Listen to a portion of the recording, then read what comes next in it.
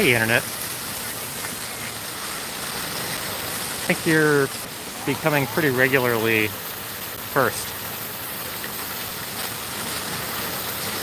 How are you so quick on the draw?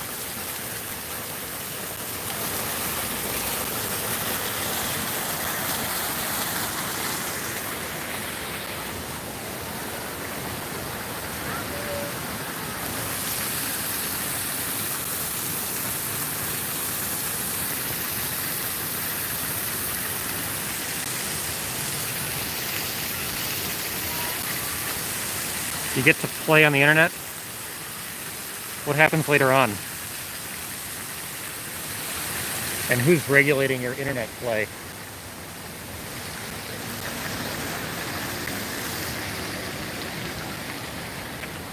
Let's see if there's a way down.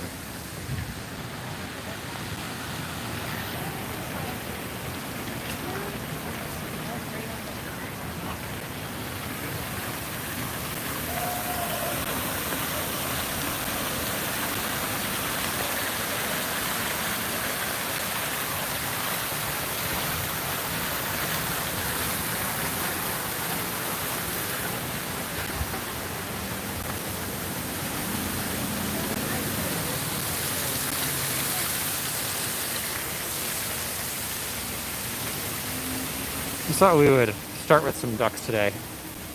And if you're married with children, Are you guys on red? You're just like Al Bundy. Compare and contrast your life with that of Al Bundy.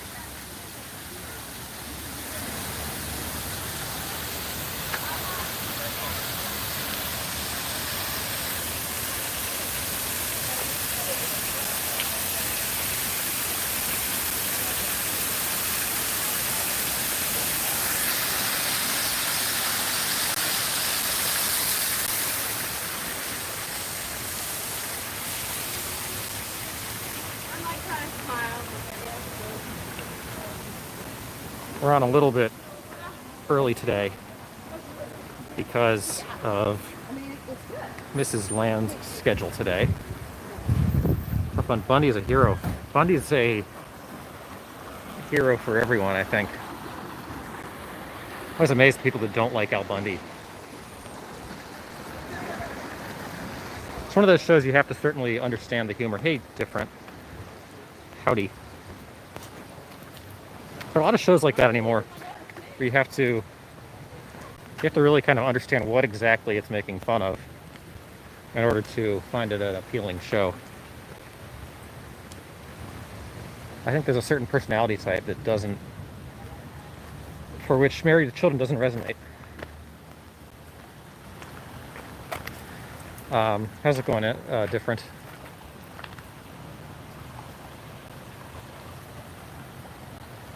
On a little bit of a duck hunt here, right off the bat. A lot of big news today. Not a lot of big news, I guess, but a lot of things to talk about in the news. Bob says, all I heard was Bundy's a hero. My first thought was Ted. Ted Bundy's not as much of a hero. I don't think people should be looking at Ted Bundy as a hero. But Ted Bundy's interesting in a pretty horrific sense. What famous criminal do you find the most interesting?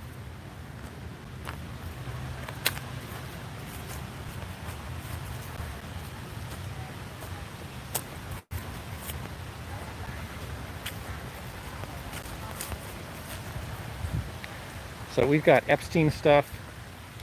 We've got some big stuff on COVID-19 today. We've got a little bit more Kanye West fallout. Different's favorite criminal is Hillary Clinton. Great. Wow, we got some interesting colored ducks here. Anastasia Obama. Al Bundy was a loyal, faithful husband who took care of his children. Kind of. Bob says, not so much hero, but I'll give you interesting.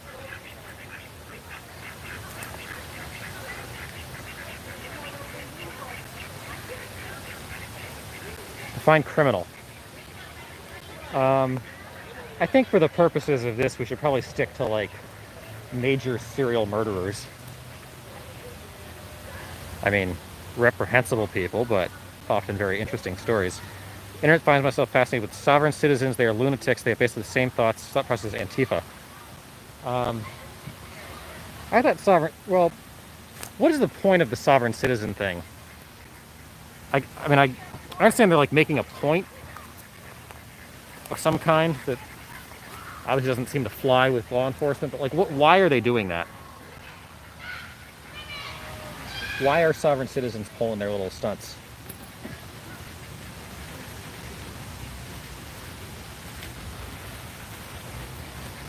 Hey, Liquid. They believe they aren't subject to USA laws, but yeah, I get that different, but why? Like, why do they insist on, out of all things they could be doing with their lives, why are they pressing that button? Because usually it's not like they're doing something crazy. Usually it's like they don't want to obey with a traffic stop or something. And they just want to sort of stick it to the cops. I don't really understand what the point of them doing what they do is. We're doing pretty well, Liquid. How are you? I feel like we keep missing you, like just barely.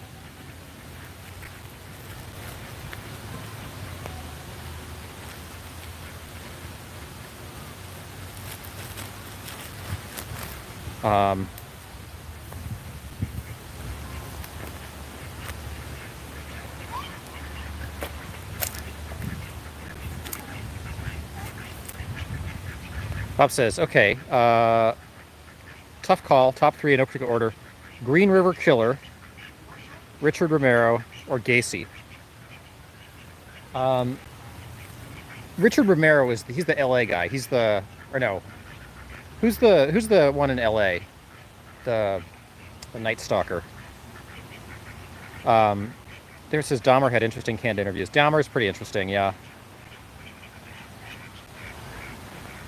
But I think Gacy's a good pick. Gacy's very interesting.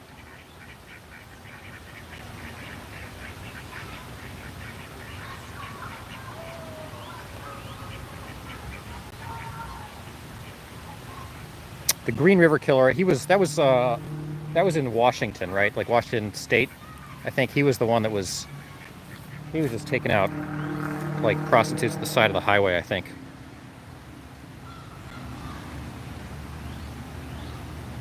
Dahmer's fascinating, yeah. Okay, MC says most of the sovereign citizen movements I researched are anti-tax. They don't want to pay income taxes. I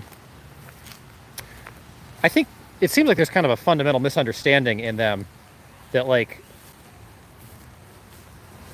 I mean, really, nobody's, just inherently subject to the law. People are just inherently subject to the law to the extent that the government will prosecute them if they aren't. And if you don't have more force than the government does, then you got to sort of submit to the government's edicts. So I don't know, like, what they're trying to win in court. Like, clearly the U.S. thinks they're subject to U.S. law. Richard Ramirez. Okay, so who was Romero? Yeah, Richard Romero is the Night Stalker. Who's Richard Romero?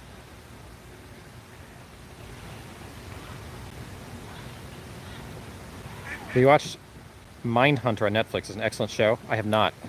I don't have Netflix. It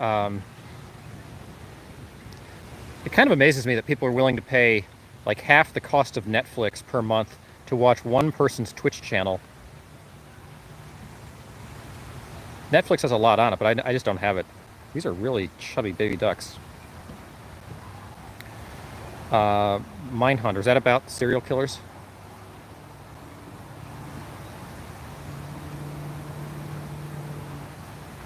Who spelled Ramirez? Oh, okay. Fair enough, Bob. Is that one really that interesting, though? Like, I know that sort of that gripped the city for a while, but does he have, like, an interesting personal story? Like, Dahmer is fascinating because Dahmer, once he was captured, actually was, like, relatively coherent in the way he was able to sort of elucidate his condition and his family dynamics and things like that. Gacy's fascinating because he's just I mean, everything about his personality is just bizarre. The internet's going to go with Charles Manson, okay. Difference is it's very convoluted. The thing, your legal name is a corporation made on your behalf, and a lot of other weird stuff. They believe your legal name is a corporation.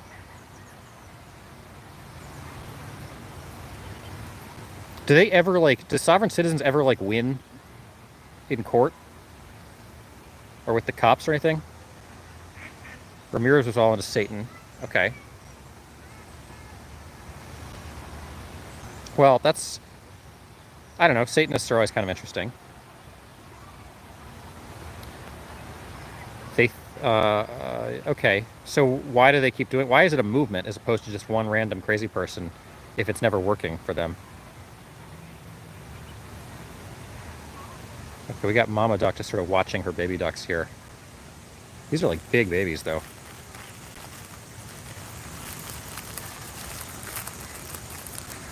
If she says, yes, they believe it. If your name is printed in all caps, you are being referred to as a corporation. It's nonsense. Yeah, it sounds like nonsense. You wouldn't be better off as an LLC, says Bob. Yeah, certainly not.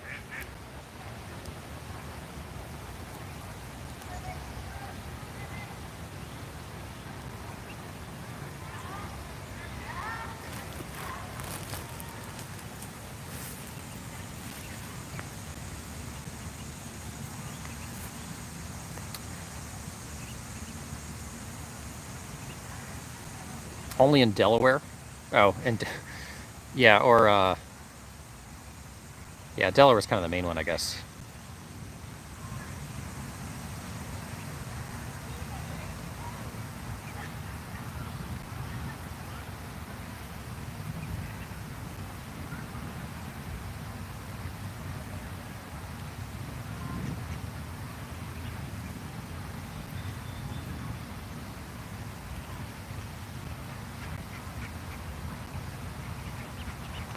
So I have some new thoughts on a lot of different topics today. I think in terms of the serial killers, Dahmer's probably got to be number one.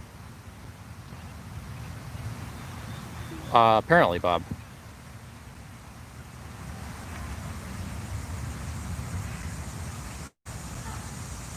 What's more interesting, cults or serial killers? MC is making homemade boba. Remind me what boba is. I know I've heard of that. What is that? Internet. It's about serial killers. They have done 2 seasons. The second season was entirely about the Atlanta child killer. Child killers are interesting. Different. I know a guy who is convinced he doesn't have to pay taxes, and he doesn't. Oh, because it's voluntary? The people that always talk about the voluntary taxation system. Makes a lot of money. Well, at some point he'll probably get caught, won't he? Although maybe he won't. Enforcement dollars are not really there.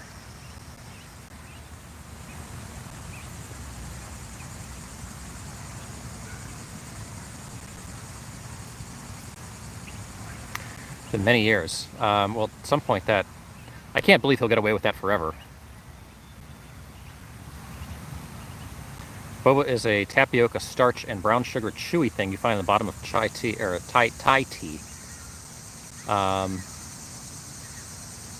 Okay, MC, are you like a bubble tea fan? Cult leaders are in the same category as Manson.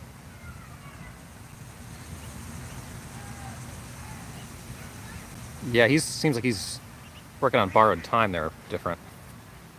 That was very interesting today. Speaking of borrowed time, the same guy that offered the official statement on not removing the Columbus statue at the State House here in Ohio was just arrested just this very morning after having made that decision and statement yesterday. Was arrested today for like $60 million in some kind of fraud, and is going to go to prison for many years, along with a lot of the other Ohio Republican leaders. Internet says, very rarely do they win in court, but sometimes they're able to delay things 4 years, and cops do get sick of them and let them go sometimes. Yeah, if I were a cop, I don't know, it must be tiring to deal with that kind of nonsense. Bubble tea, yeah, okay. I know it says more often than not, they get their windows busted open and tased. Yeah, there's a lot of. I mean, the one of the things that's amazed me over the years is the YouTube subculture of people who um, are either like very against the cops and just post video after video of them sort of tempting and sort of trying things on the cops. There's like every one of those videos has hundreds of thousands of views, and then also the culture of people that love to see the sovereign citizens get just destroyed by law enforcement or the court system. It's a huge internet subculture, and I guess it just sort of plays to people's dopamine or something. But there's a ton of people doing that kind of thing.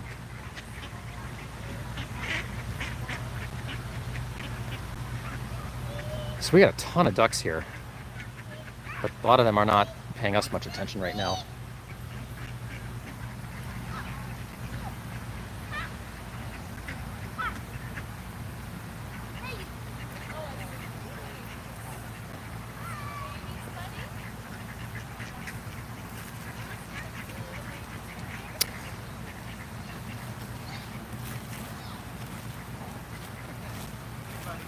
So, okay, there go the baby ducks.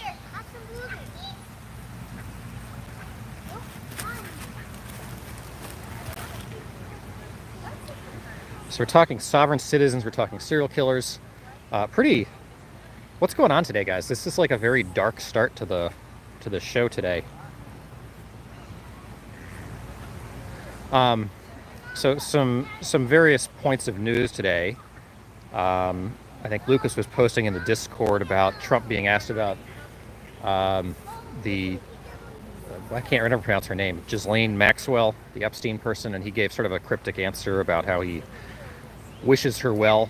I guess they were acquaintances of some kind, but it didn't sound like Trump was trying to cover up for something, so I don't know kind of what the situation is there, but it was kind of an odd answer. I guess he was probably just trying to fill airtime and giving it. The CDC has come out with numbers today saying that from their preliminary antibody testing, it sounds like probably 10 times as many people have antibodies for COVID-19 as there are reported cases. So probably a combination of people that have either had the virus and just didn't go get tested or get medical treatment, people who either maybe had it and didn't know they had it, or had such a light case of it that they didn't chalk it up to being COVID, or people that had antibodies from some other illness that actually qualifies as sort of immunity to COVID-19. So in other words, that the number of total cases in the country is probably somewhere around 40 million as opposed to the listed 3.9 million. Of course, the deaths then would be much lower. You're still somewhere around 10 to 12% of the population has had COVID-19, or at least has antibodies to it, and that then either the death rate would be much lower, although the incidence rate would be much higher. And if that's the case, then the death rate potentially could be about as low as the flu. So I thought those were big findings. I did some more digging into Kanye West's presidential speech today. I actually watched it today, which was kind of more interesting than I had expected.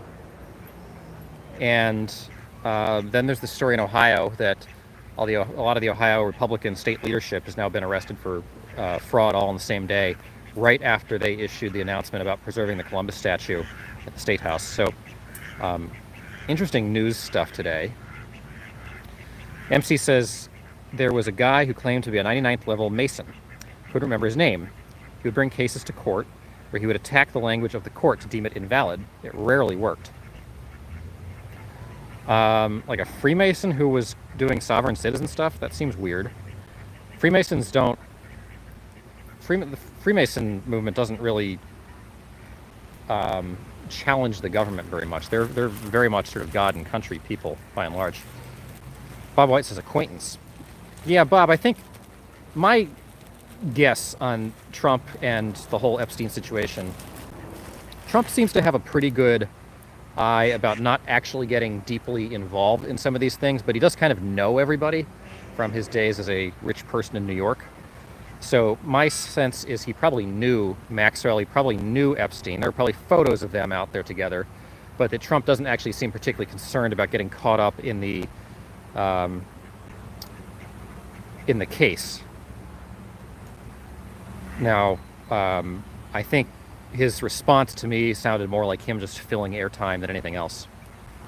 Everyone says it's going to be like Walking Dead. We've had COVID all along. That's possible. We don't know how old this thing may actually go back. Hey, Trumpy. Hawaii may arrest. May arrest who?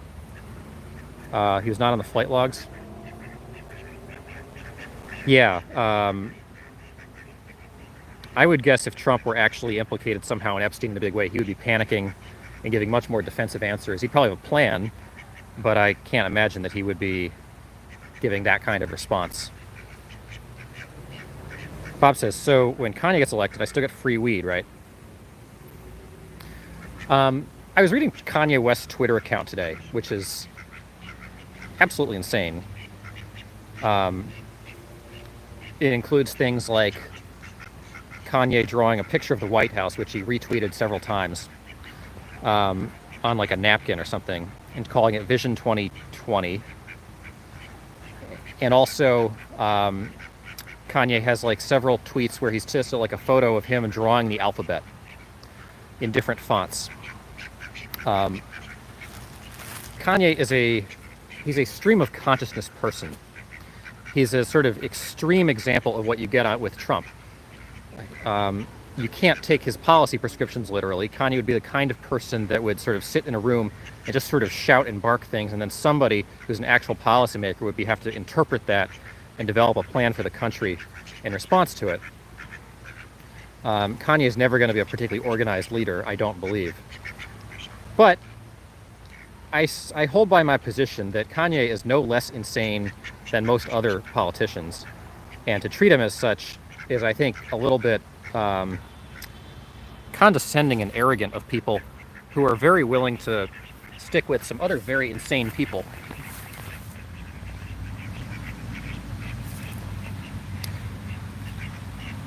Trump is not on the flight logs, says Trumpy. Makes sense, he was buddy-buddy with the Clintons. Trump was kind of buddy-buddy with everybody. Like, that's part of the deal of getting shit done in New York, is you kind of got to be buddy-buddy with everybody. So I can't imagine it's a whole lot more than that. MC says he had claimed, I mean, the other thing about Trump is, Trump didn't seem to ever have any problems getting beautiful women.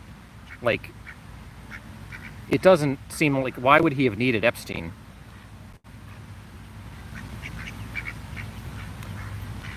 Okay, MC says he claimed the Mansons kicked him out for learning too much. There's no 99th level in Freemasonry. Okay. Kanye's too emotional. Trump not so much. MC, but I think that's part of the deal with Kanye, is he's extremely emotional. He's literally bipolar. And you're going to get sort of these, again, stream of consciousness sort of outbursts from Kanye.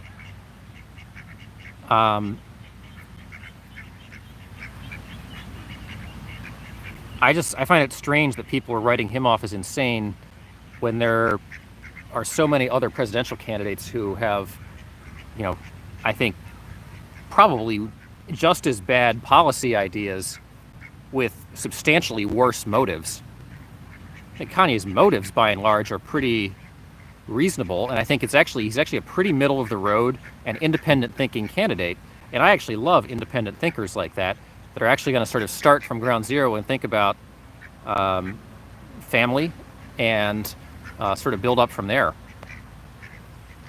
I'm a big defender of Kanye right now. He could change my mind in a heartbeat based on sort of who he is and the way he operates, but at the moment, I'm kind of pro Kanye. And you guys can call me crazy for that.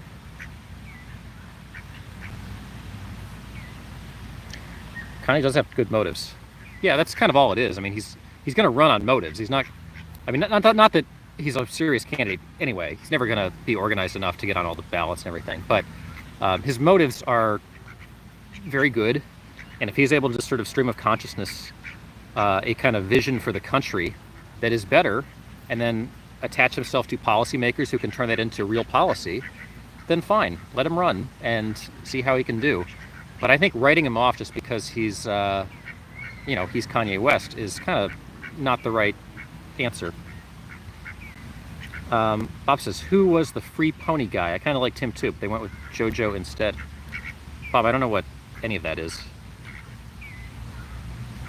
Better Kanye than The Rock or Vermin Supreme. I mean, seriously, like the motives of, I'm thinking of like sort of extreme candidates over the years. Dennis Kucinich was a very extreme candidate. Like the things that Kanye West stands for are not bad things.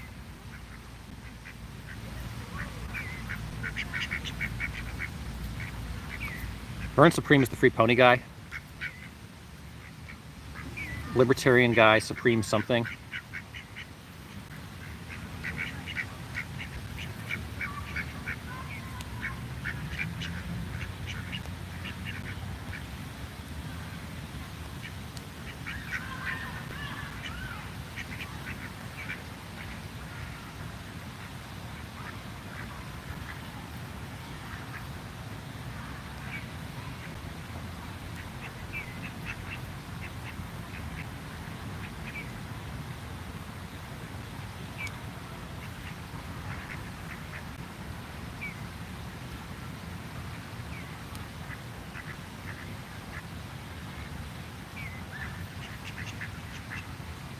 Kanye, I don't think in his introductory remarks, which actually, if you watch them, I don't know if he didn't have real media there, but it's like all just people filming on cell phones. It's very hard to watch.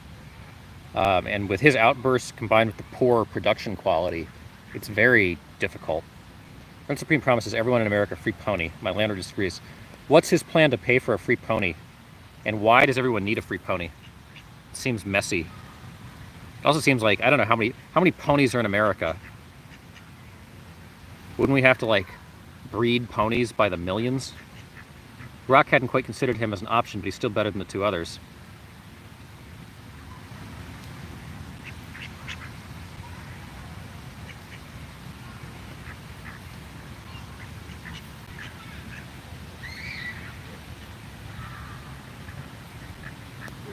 Probably the same plan as Andrew Yang's. Yeah, like why is Andrew Yang considered a serious candidate, but Kanye West is not? Like, Kanye's got this sort of strange vision. Andrew Yang's got a bunch of sort of analytics that led him to a kind of a bad answer for how to do things. Why is one of them taken seriously and one of them is not?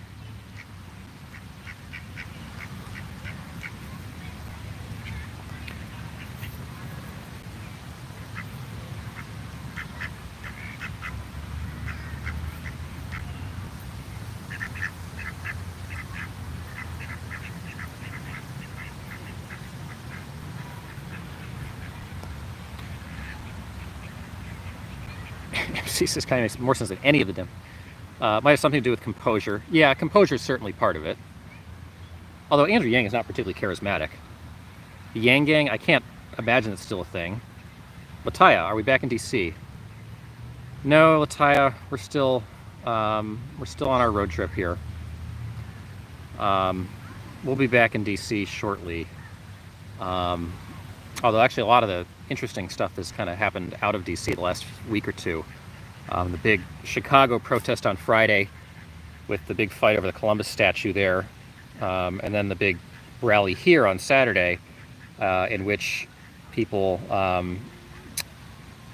you have basically every different sort of radical group out there from both sides meeting at the Ohio State House here and having a big verbal confrontation that luckily didn't go any further than that. But I will be back in DC too. What's going on in DC, Lataya? I feel like I'm a little bit out of the loop right now. It doesn't sound like a whole lot has been going on. I know Oracle on Twitter is still kind of reporting every day on the protest scene there, and it doesn't seem like it's been particularly crazy. There was some, sounds like pretty, nothing much. I haven't really been hearing. Yeah, I think there were some different kinds of marches. I think like there was I don't know what facet of the LGBT movement was having a big rally that kind of concluded at the Black Lives Matter area in DC the other day. DC, it's about 110-degree heat index right now, so I think that might be reducing some of this stuff. DC is having really, really hot weather, enough that Bowser has said that they're going to reduce their COVID testing, which seems a little bit weird given how many other professions still have to work in that kind of weather. But at any rate, yeah, DC seems a little bit quiet right now. I'm not sure which week is the DNC coming up. I think the DNC is happening first this year, and then the RNC will be a little bit later. I think those will gin up a little bit more activity. Certainly, I think what's going to be strange is if there's another, if there's any other kind of big civil unrest, provocative moment, like another sort of high-profile murder or something. It could be, it could kick up if that happens, but at the moment, nothing too crazy, I don't think. It's awfully hot around yeah, Bob, I bet Southern Virginia is pretty hot. Is it humid? DNC is August 17th, 20, so that's still about a month away. And I guess it's going to be pretty much all virtual, which is it'll be an interesting experience seeing how both parties manage that. It's going to be hard to just generate excitement, which is, I think, part of why Trump has such an uphill battle ahead of him here.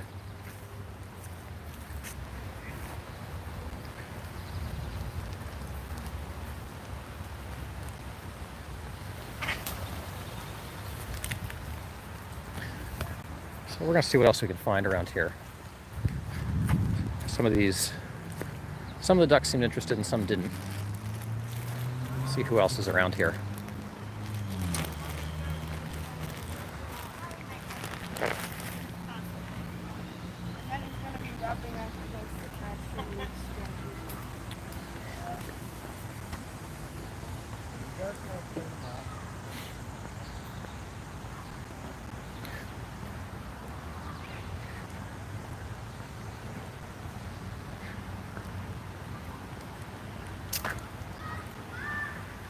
Just feel like the world is calming down a little bit.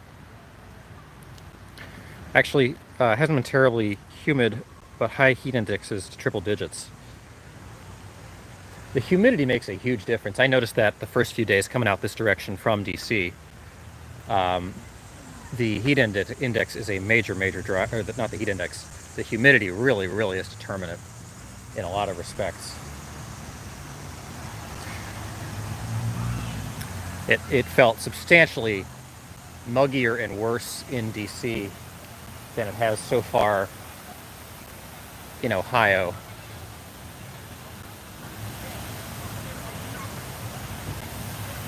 None of our geese are here today, interestingly.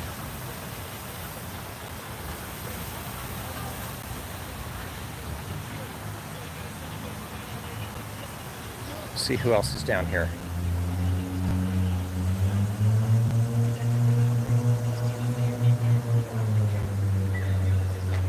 Oh, we got our pecans.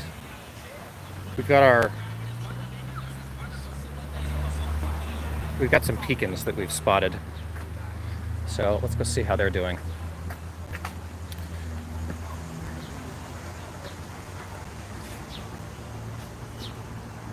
So what's the most interesting news story of the day, guys? I'm going to talk Epstein, we're going to talk COVID, we're going to talk the election, we're going to talk we're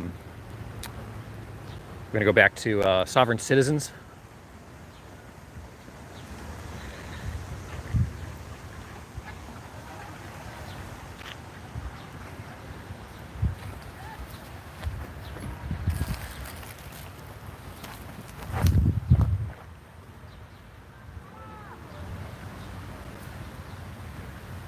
Hebrew Israelites? That's a cult, isn't it? Or do you mean like actual Israel and Palestine stuff? I gotta say that there are a few issues that interest me less than talking about Israel and Palestine. Like that is such an enduring topic of our conversations as a country, but I just don't find it interesting. Hey, Lucas, I'm good. How are you? Um, Bob wants to talk 1619. What about it, Bob? Um, so I've got a few comments on this, on that sort of general topic of kind of where the sentiments of the country are in regard to kind of race relations and where the sort of public discourse is right now. I was listening to Sam Harris give a conversation today, or give a sort of a spiel today. I think he's been quiet by and large on a lot of the kind of social unrest right now, and uncharacteristically gave a relatively kind of right-wing talk in terms of sort of where it would fall politically, just sort of talking about the kind of craziness of the quote-unquote cancel culture and the idea that you sort of your opinion's only valid if you're of a particular race, and sort of went through a whole bunch of statistics on policing, and basically making the point that police don't necessarily kill with regard to race at any particular statistically demonstrable with any particular statistically demonstrable differences. They may use force, but that the sort of rates of murder at the hands of police is not only a really low number in the aggregate, but also makes complete sense given sort of where crime is happening and where police activity is happening, and it very much aligns with police encounters and things. It was a lot of very, as he always is sort of well-stated statistical information and a sort of well elaborated set of points about basically making the case that sort of statistically there's no evidence that police are systematically racist. And I was listening to this and I thought, Sam is always a smart guy. He usually seems a little bit to the left. Hey, Patrick.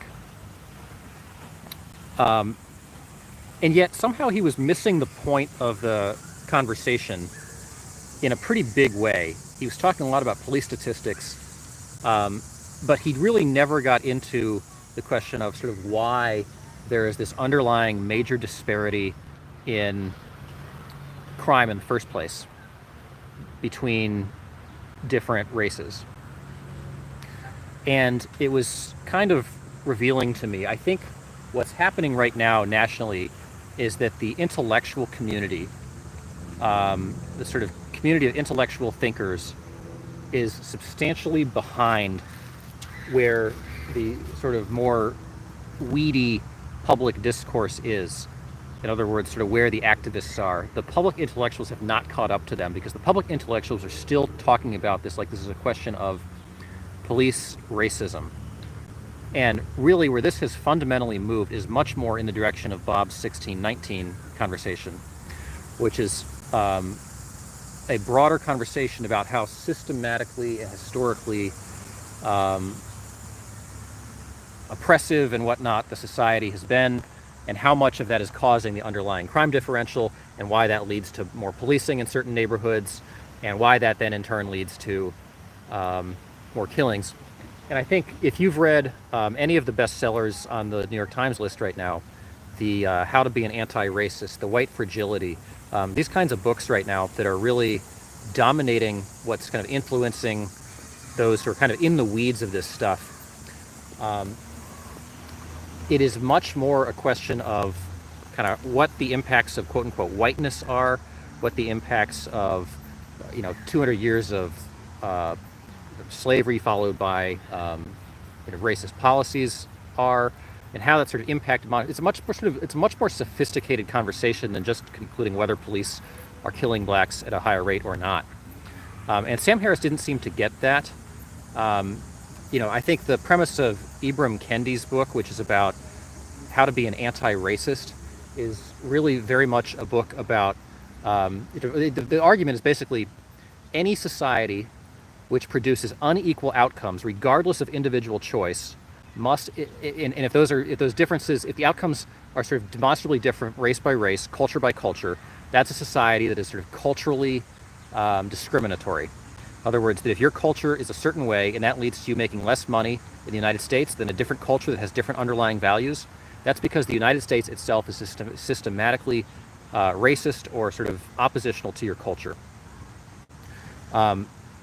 It's a really bad argument, frankly. It's really incomplete.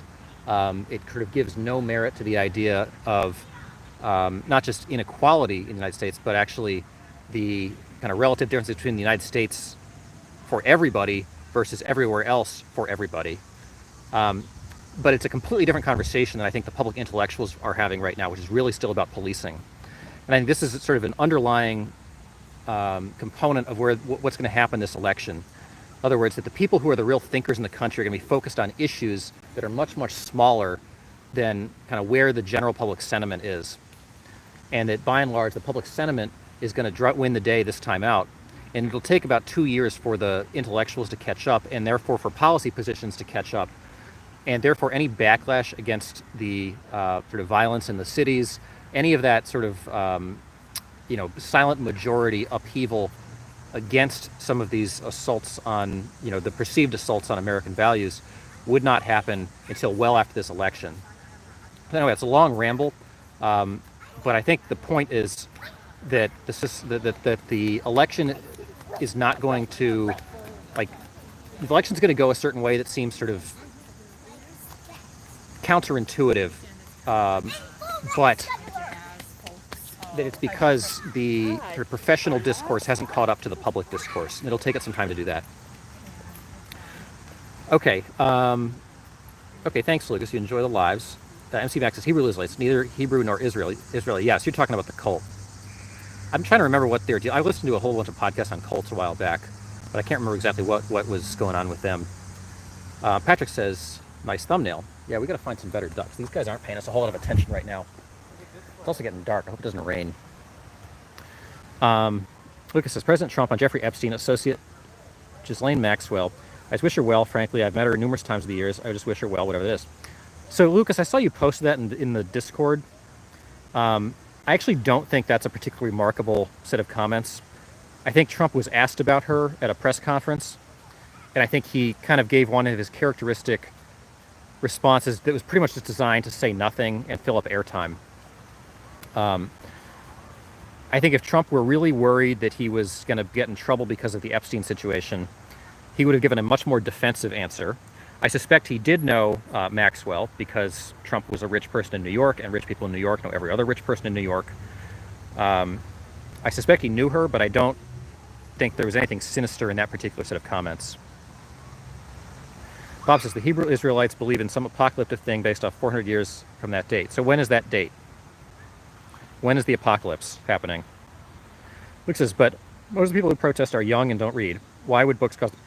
Lucas, that's because the sort of themes of the culture, the sort of underlying cultural, the culture wars, are not necessarily more well read or more learned than some of the kind of more mainstream public intellectuals.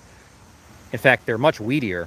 It's just that there's like theory happening in the culture wars right now that the public intellectuals have not had the time or the ability to be able to catch up to and respond to. So all of the sort of themes about, the kind of notions of white fragility, about anti-racism, about sort of underlying systemic issues, about sort of turning the equation on its head and assuming that sort of any inequality is evidence of bad policy. The intellectuals haven't figured this out, and they're not addressing those questions yet. Neither are the political candidates. Nicholas says, hi. Hi, Nicholas. MC says, there are plenty of intelligent Marxists over 30 in America. They don't protest. Well, if you're an intelligent Marxist over 30, you would have been around for real Marxism. I guess you'd have to be over 40 to have been around for real Marxism. But a Marxist who's sort of seen Marxism in practice versus a Marxist who has not seen Marxism in practice is going to have very different views, MC.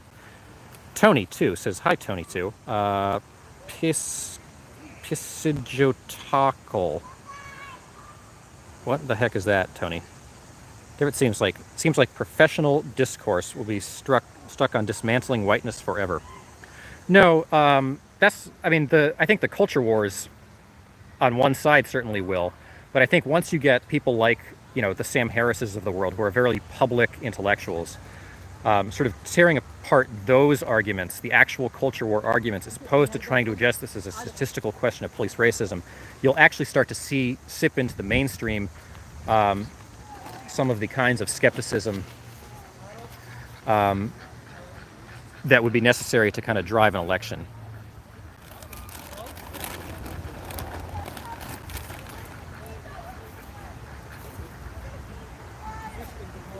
Okay, Lucas is saying, I'm going to see who else I can find here. Got some ducks down here.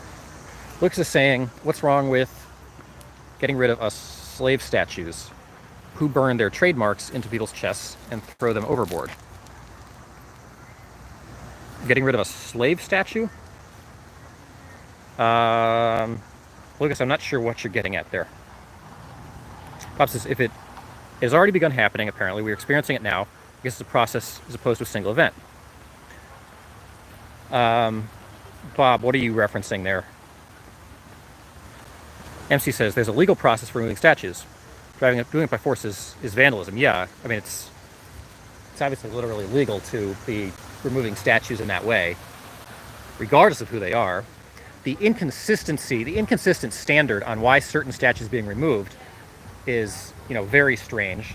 Princeton has now removed Woodrow Wilson from the name of its school despite an enormous amount of money donated and his former presidency of the school, and yet people who are substantially worse are left untouched. So I don't know, we've got to establish a standard, we've got to establish a process. Things have not, the processes have not caught up to the actual culture wars yet.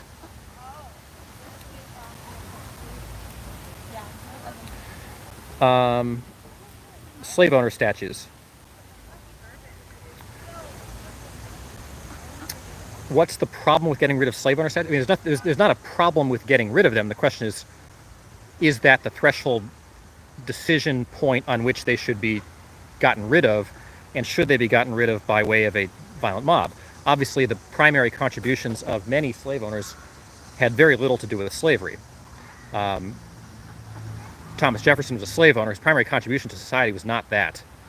I was thinking about this in the context of the decision about Columbus, Ohio, and whether to rename it Flavortown after Guy Fieri, who's a TV chef or a TV food critic.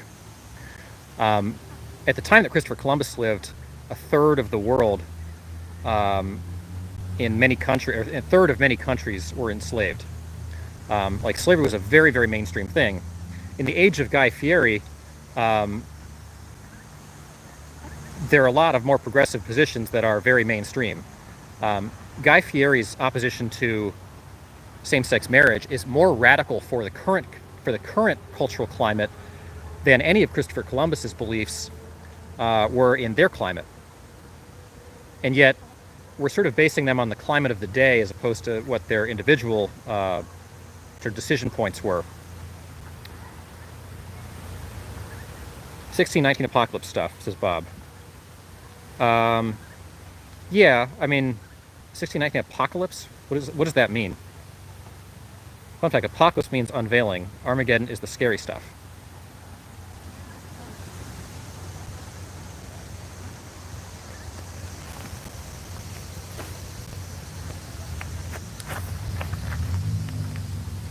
Sorry, it's 12 o'clock. What does that mean, Lucas? Are you going to bed? Or is the clock just ringing in the background because it's midnight?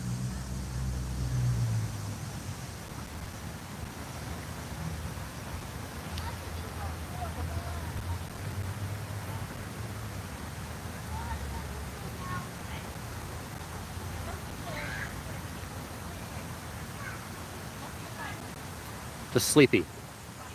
Making sure I tune in. I mean, we have to have a standard on who we're going to get rid of and why, and then sort of apply that as a straight line across the board so that we know who's okay to have and who isn't. There has to be a consistent line somewhere. willy-nilly vandalism can't be the solution.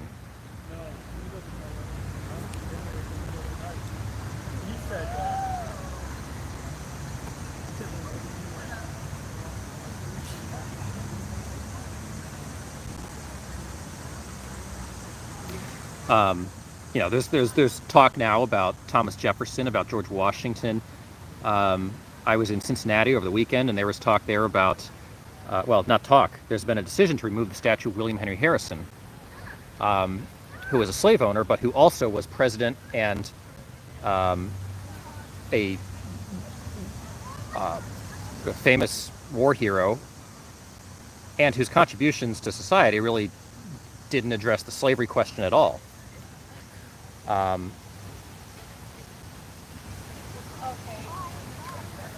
And I don't know how to handle that.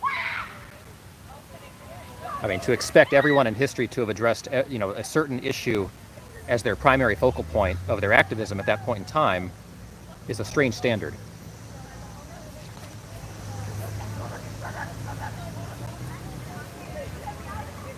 I mean, none of those people addressed the issue of women's suffrage, for instance. Now, if that became our threshold for whether we can have statues of people or not, a lot of other people couldn't have statues. Single issue thresholds, I think, it just seems untenable. I think they have Genghis Khan statues in Mongolia. I have no idea. Different. I was thinking about this in the context of former trips I'd taken to northern France, which obviously was occupied by Nazi Germany in World War II, and how I would feel if there were statues of Nazi figures in northern France, in some of those towns that have a lot of World War II history to them. And I think different people would have different answers on that. I actually concluded, I think, for sort of my opinion, of my sort of interest in history, I actually wouldn't mind, and I actually would find them kind of interesting to be there. But I know that's not a position everyone would hold. Lucas says Mandela wasn't so innocent. Mandela was definitely not innocent. Mandela was. I've been to a lot of the sort of sites in South Africa where Mandela led what essentially was, a sort of very radical and violent campaign to overthrow forces of the government at the time in South Africa. And there was nothing sort of legal or peaceable about it. And, the case of Nelson Mandela is one of the best arguments on behalf of sort of violent law-breaking activism because of what it achieved.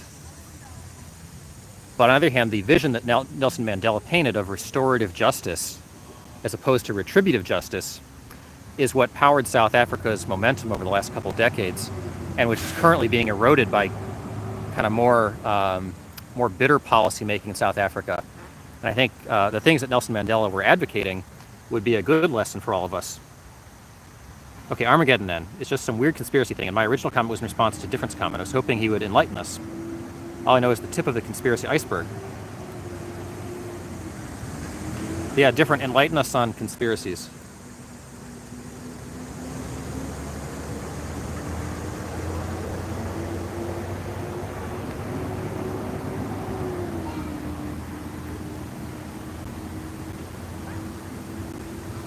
Mandela was painted innocent when I was in school. Gandhi sort of figure. Shocking how the education system can paint a different picture. Lucas says, I don't know that I was taught much about Mandela, period, when I was in school. My knowledge about Mandela is primarily from having visited a lot of the historical sites in South Africa and learned about him through that process. And he's obviously celebrated tremendously there, but he's certainly not celebrated as a quote-unquote innocent figure or somebody that didn't, break a lot of laws to get to where he, to get to the ultimate outcomes for South Africa.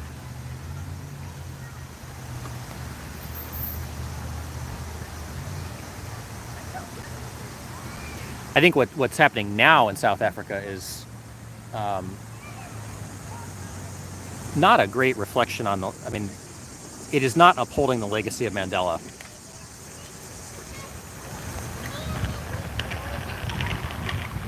We are going to get poured on momentarily. In fact, I'm going to move just for a moment to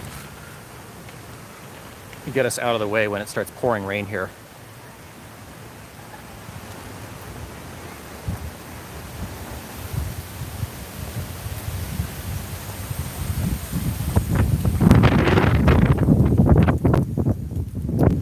A different shared a conspiracy, but YouTube censored it.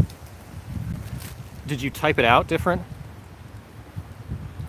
I'm a big fan of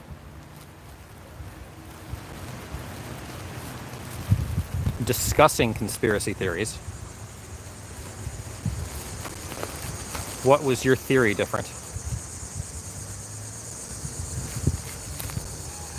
It involved reptilians, a certain tribe running Hollywood. Coming out of the parking garage, I wasn't Okay. able to wear it, and I was really surprised. I don't understand the mindset of these companies thinking they have to protect everybody from conspiracy theories and bad ideas.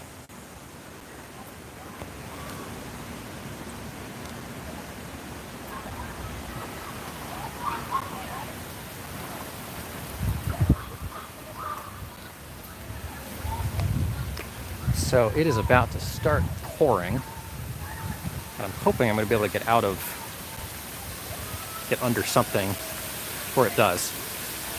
Reptilians equals David Icke hitting the 1,000 deaths a day in America due to COVID, says Lucas.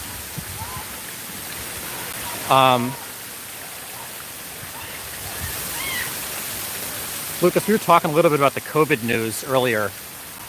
There is some pretty substantial COVID news in the United States right now. CDC today released findings that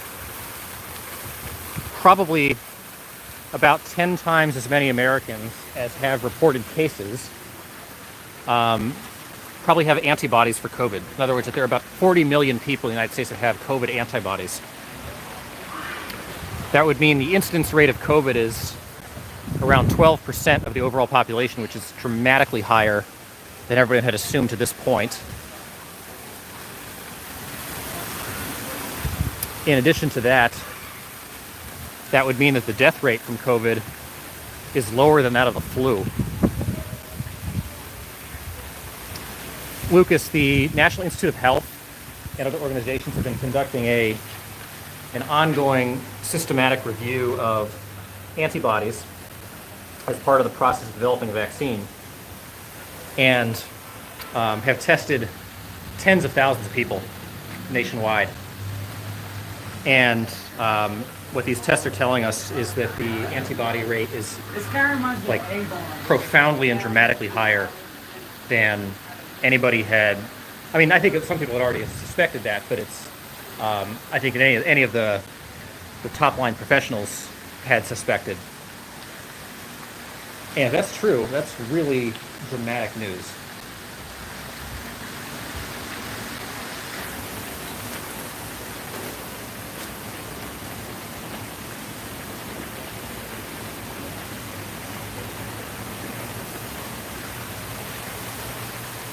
If in fact, 12% of the country has COVID antibodies, that would change the game in terms of how we fight this in a big way. Trump said it's going to get worse. Well, of course it's going to get worse. There are always going to be more people day on day that have it. I mean, if we keep just sort of counting the death count, it's just going to go up to infinity eventually. It's going to get worse rather than better. It could, yeah.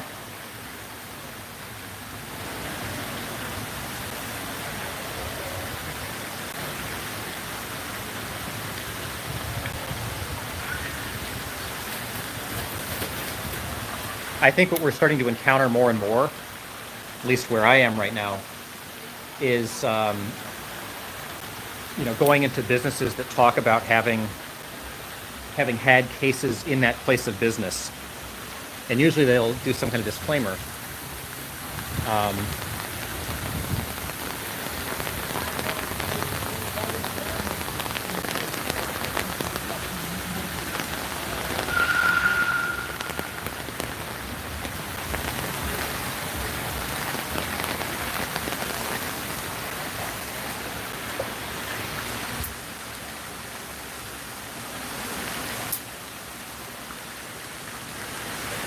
So it's not pouring rain, as you can see, guys.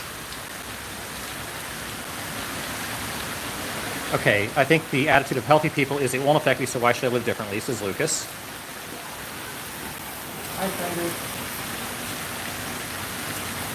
Well, I think if they are able to demonstrate that the death rate is, again, substantially lower than the flu, that would really shift public opinion in that direction in a big way, if that turns out to be the case. MC says, trust the Trump.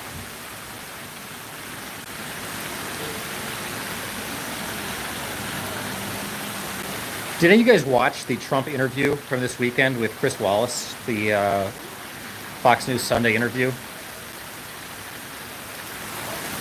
I saw Reddit Politics was blowing up about that and how much they thought Trump had lied in it.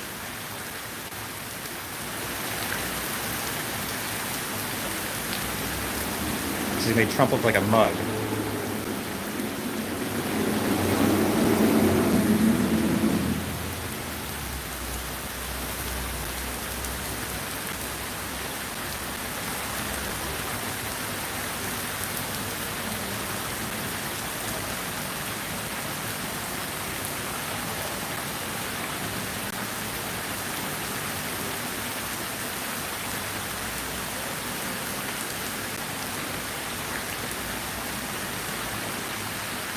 Saying Biden wants to defund the police.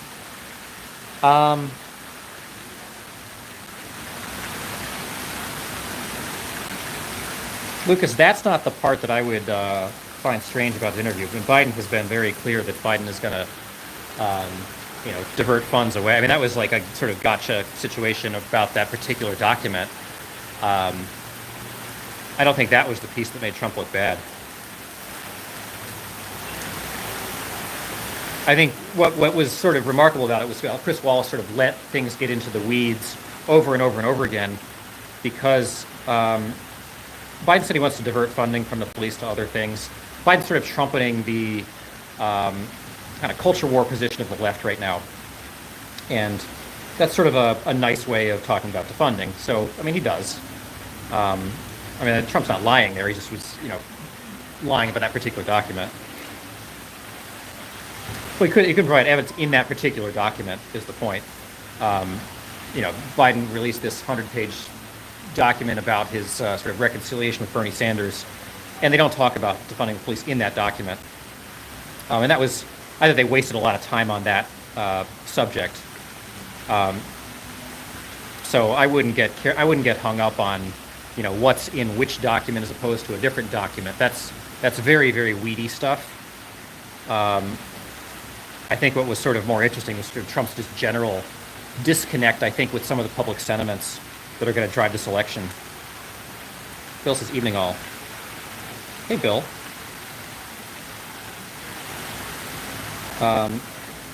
We are stuck in the rain here for the moment. MC says, where is Biden to clear his name? Biden's trying to not get engaged. Lying. He was lying about a document.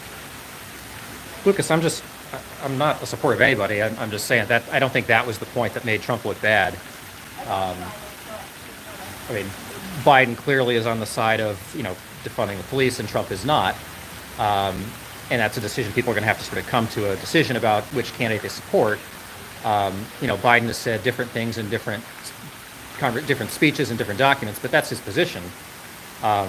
Tripping Trump up over a particular, what's in a particular document versus not in a particular document is not really the point of the interview.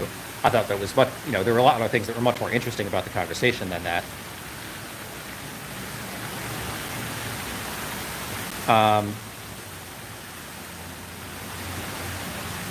I don't think he needs a fan club different. It was like his Twitter account. I'm actually I'm not officially following his Twitter account, but I do check it periodically. So Biden actually said he wants to defund the police. Lucas, are you asking, has he specifically used the 3 words defund the police? He has not. What he said was he's going to divert resources from the police to other things, which is, the definition of defunding them. So, you can sort of mince the words and things like that. It's sort of that's where politics gets so sort of infuriating and sort of silly. But the sort of, I mean, it's a policy question. It's not a question of who said what and who, it's like it's a policy question of what the two candidates are going to make their policy. Um, and I think we get so carried away during our election seasons about these little sort of gotcha moments. There was a lot of sort of big stuff in that Trump interview that reflects big sort of out of touch positions that Trump holds, or things that Trump holds based on shoddy information. That was not one of them, though. That was a sort of piece of minutia. Don't worry about that, Lucas. I have a Trumpy bear. If Biden did say it, he wouldn't remember, says MC. Biden said that he's all for taking money away from police to get their social services. That, yeah. This is, I think the media is really reading the voter wrong on the protest rights, please. Bill, then why is that not showing up? I mean, look at the yard signs. The yard signs are completely, people are very sympathetic to the cause and very much, I think, sort of buying the general narrative that, the police are in the wrong here, that there's a systemic problem and that, society needs a big fix for it. I think if the media were reading it wrong, Trump wouldn't be behind by 10 points right now.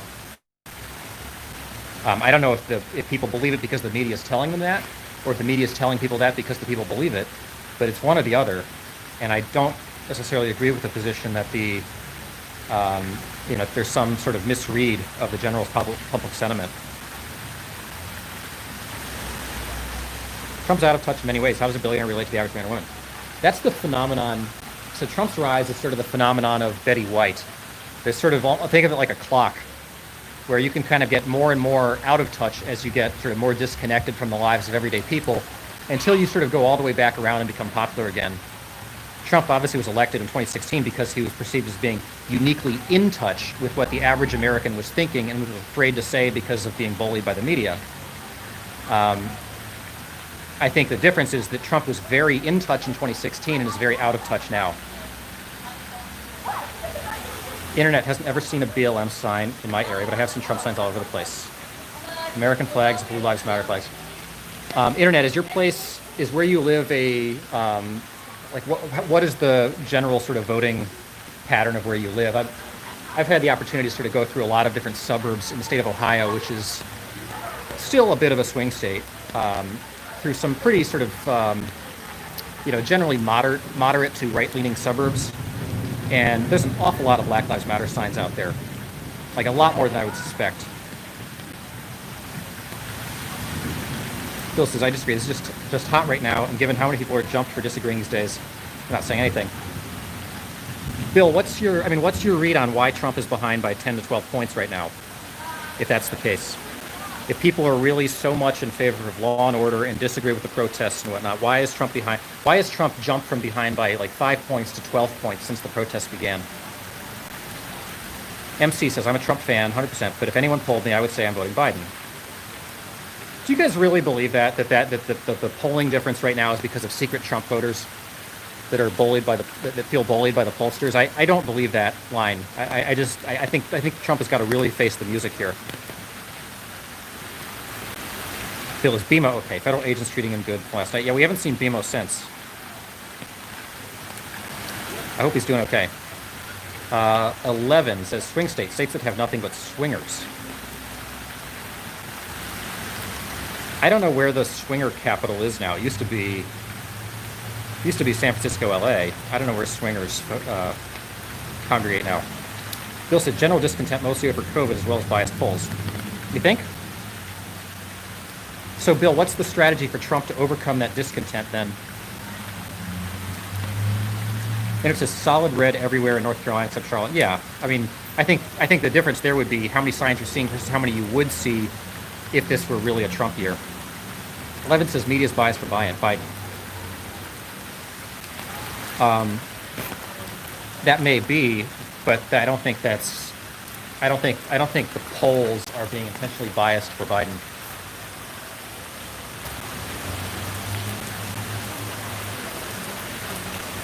The polls are skewed. Yeah, I know Fox has been highlighting things like that. MC. I just think the pollsters know better than to do things like that. on a large scale. I think that to me sounds like the kind of justifications that were being used in the closing days of the 2012 election um, for why some of the polls that by then were starting to show Obama re-leading were going to be wrong, and they weren't. They just flat out weren't. Bill says, if COVID does not break, I'm not sure anything will bail him out. If he loses, it will be to COVID, not BLM. You think?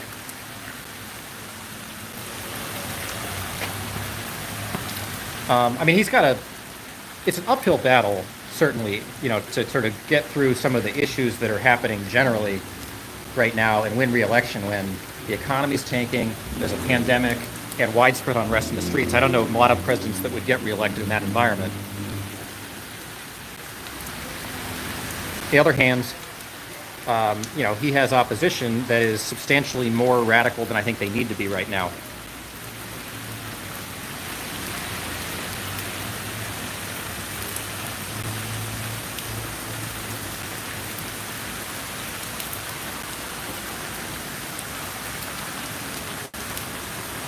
Lucas thinks Trump will win. Lucas, why do you think Trump will win?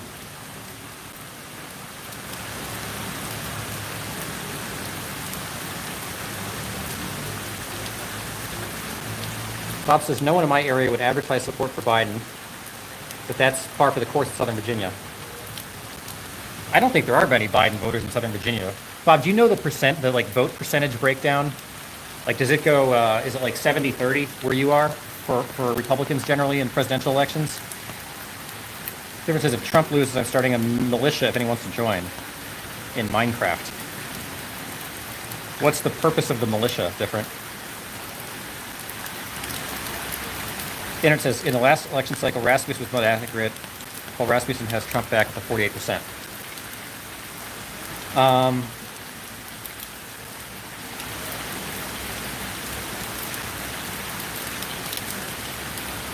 Internet, I would be careful about I know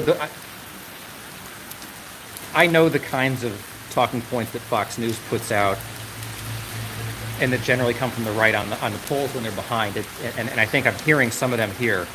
I would be careful about sort of treating them as gospel. MC says Trump has already won. Bill says Trump's way out, I think, is if the country flew better with Trump at the helm, if we're in a real recovery, not so much in this condition. Americans will want a softer president.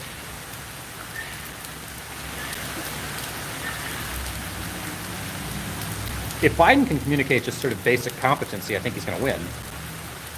Difference is right-wing death squad. Different. That sounds. You should think of a different name. That's not a good name. Bob says approximately 70-30. Okay. That's a big difference in this country, where you have places that lean heavily conservative. They tend to lean about 70-30. Places that lean very heavily for Democrats in presidential elections tend to go 90+% for the Democrat. It's what I think creates some of those echo chambers, that are a little bit more extreme on the left and on the right. But it says Trump has conspiracy theorists in his ear like Alex Jones from InfoWars. Trump will win because he will bring out the voters more than Biden. Hillary Clinton get the youth vote like Obama. Same with Biden. Well, that enthusiasm point is the one that Trump would be making right now, and he is making right now. So I think that's certainly an argument. Different says we'll have a foreskin retrieval squad. Okay, different. Dare I ask you to elaborate on the foreskin retrieval squad? What is that? Lucas says Trump will win due to the fact people are sick of the protests and disorders. But those protests and disorder have happened under his watch, have they not? 11 says Biden can't connect to the younger voters that are frustrated in BLM, students, etc. So you think Biden can't connect to the people who really want to see large systemic change in the society?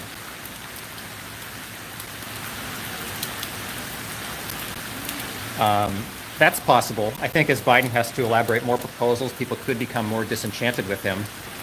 But I don't think it's going to cause them to stay home if Trump is on the ballot. 11 says correct. Okay, I mean, that's a fair position. I'm not sure I agree with it, but I think I think he has the same problem a lot of older candidates have in connecting young people. I just think that the opposition may still drive them out anyway. Bob says, I think Trump will benefit from the extreme left wing having confidence in Biden. Having no confidence in Biden.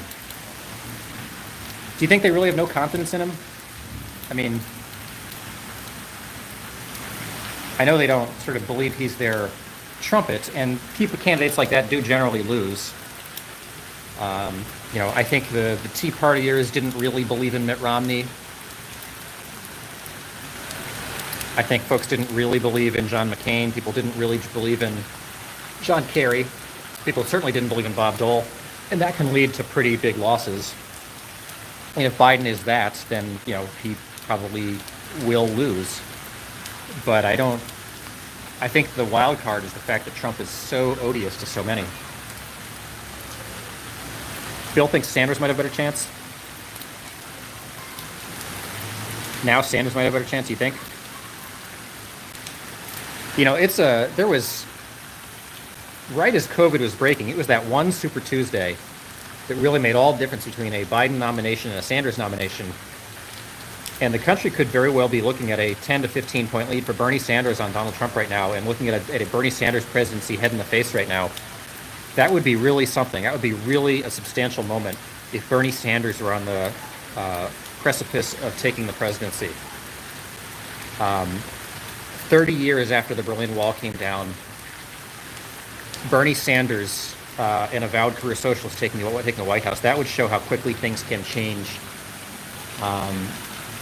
in a society. Bill says he attracted that 20-something support. Yeah, he did.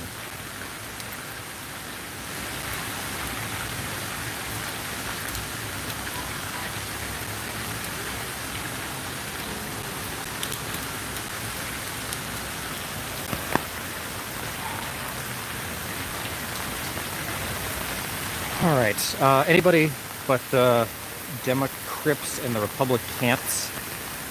So are you voting for Kanye West, 11? We were talking about the Kanye candidacy earlier. Libertarians?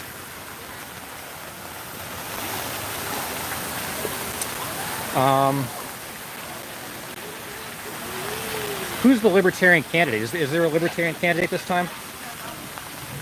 Bob says, I spend some time in some very left-leaning chats. Biden is loathed as much as any other establishment candidate. Okay.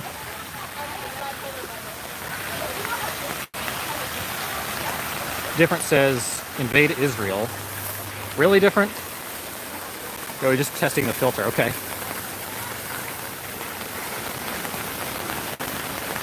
Biden is the none of the above vote, says Bill. Okay.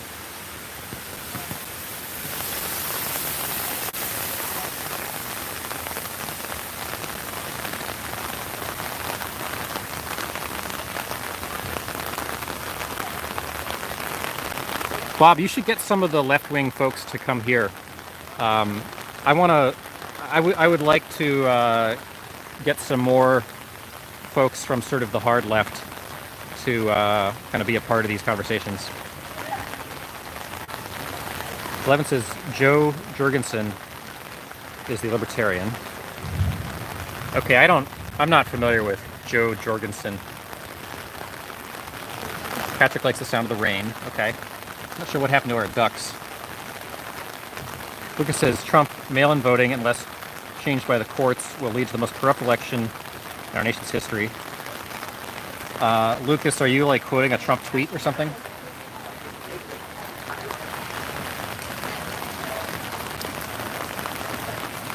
I can continue to stand out in the rain under this umbrella. Levin says Gary Johnson wasn't going to cut it anymore. Gary Johnson really hurt himself the last time. He didn't seem to know any of the issues. Bill, to see the hard left, just search on... Well, Bill, can you get some of them to come here? I would like to... I'd love for them to... Bob, how much interest do you think there would be on some of those chats about actually joining a sort of more even-handed conversation? Do you think there is anybody in those kinds of groups that is interested in actually sort of trying to sort of help win followers for their cause? He tweeted 11 hours ago. Yeah, that's kind of echoed some of the things he was saying this weekend.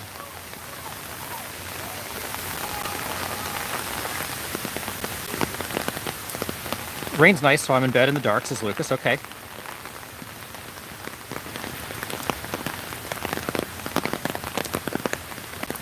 Internet says, historically, invading Israel has not gone well. The hard left are anti-duck. Do we think that's really true, Internet?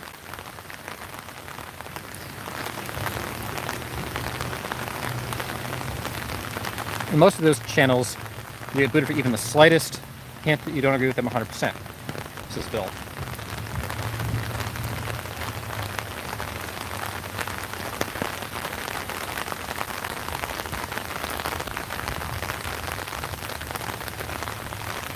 Internet says, you're making me uncomfortable, Lucas.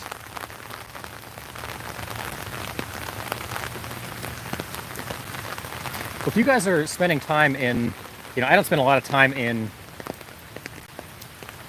hard left or hard right chats. I mean, I do, read a pretty diverse smattering of content, but I would like to get, some additional voices in here who want to sort of trumpet strong positions. Different says, my comment just had the words Israel and invade, and it was censored. I just want to test the filter, don't want to invade Israel.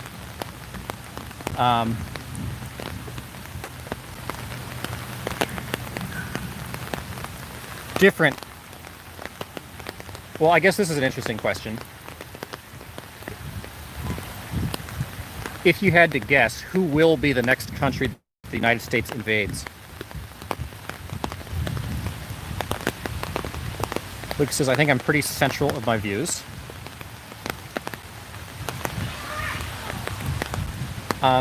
Lucas, my read on your views is that you're probably fairly centrist for Europe and probably a little bit to the left for the United States. Bob says they tend to be very militant and just spout talking points, and if they can't ban you, they will insult you. Says Bob. Well, it would be worth a shot, Bob.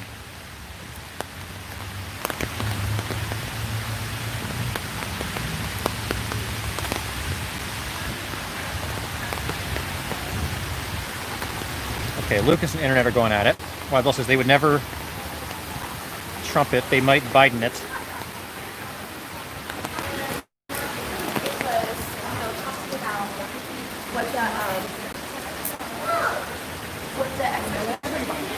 Okay, MC says don't try it, Israel is heavily armed.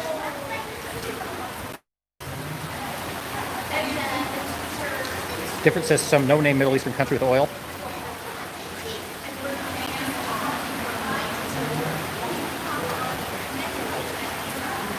A lot of the Middle Eastern countries are starting to run out of oil, though.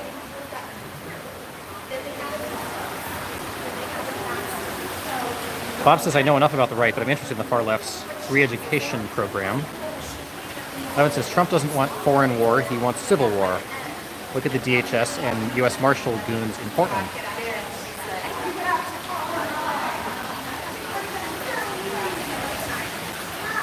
So, 11, what do you think about what is your actual position on... it seems like nobody really knows a lot of the facts on what's going on with the federal agents in Portland. Clearly it's become a left rallying point that Trump is now sending federal troops into Portland, presumably provoked to do so. But Trump is not winning the popular sentiment battle there. Go into a CNN room someday and just start spouting the most moderate, middle-of-the-road ideas you can think of, and you'll get attacked.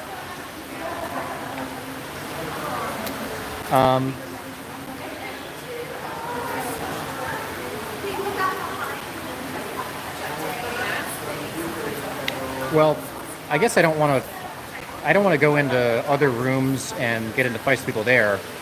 I want to try to get some of them to come here. Levin may have some interesting ideas. Yeah, Levin, you sound interesting. Um, so just a reminder, guys, you're watching Land Speculation on YouTube. Thanks for the likes, subscribes. Sorry, we're trapped in a little bit of a rainstorm today. A little bit less interesting, but hopefully if the rain stops, we'll get it back out and hang with some ducks and things. But thanks for joining us anyway. And we're out pretty much every day between 6 and 7:30, usually from Washington, D.C., but right now on a road trip in Ohio. And we do a combination of protests, politics, and ducks. Just a reminder about the Discord link in the description if anyone wants to chat offline. And then also the PayPal link to the Duck Fund. If anybody wants to help support resources for the ducks, that's also in the description. So it would be great to have everybody in all of those different platforms, but particularly appreciate people being here and subscribing. MC says Trump doesn't want civil war. That's ludicrous.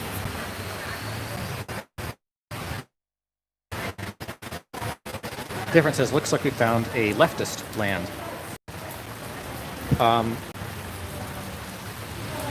Different, sometimes you say some things that are lean a little bit that direction. Lucas, I want to watch CNN on YouTube. Or I used to watch CNN on YouTube. Different says, that was fast. Ask and ye shall receive, says MC. Which says, Trump was very entertaining to watch in them debates. Good memories. You mean the 2016 debates were pretty great. I wonder how we get over there to that tower.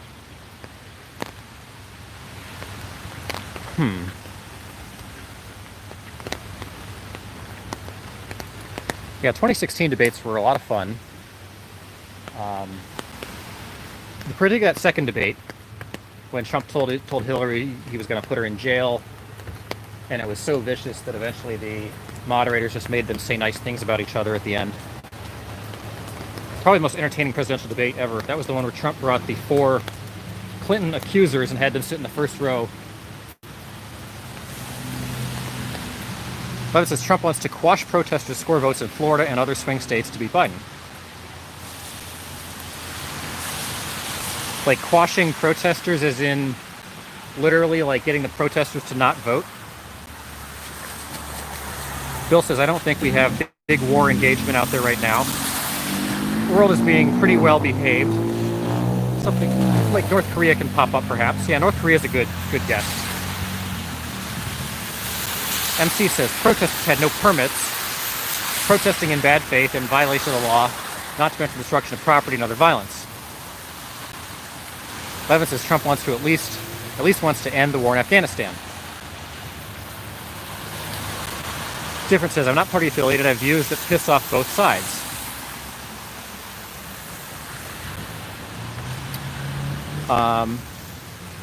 That's good. I like independent thinkers. MC says, I'm an ex-leftist and ex-Dem. I'll never go back as long as I live. So MC, tell us more about that history. Why were you a Democrat in the first place? What caused you to swing the other direction? And why would you never go back? Bill says, man can put on a show. Trump is a very good entertainer, that's for sure.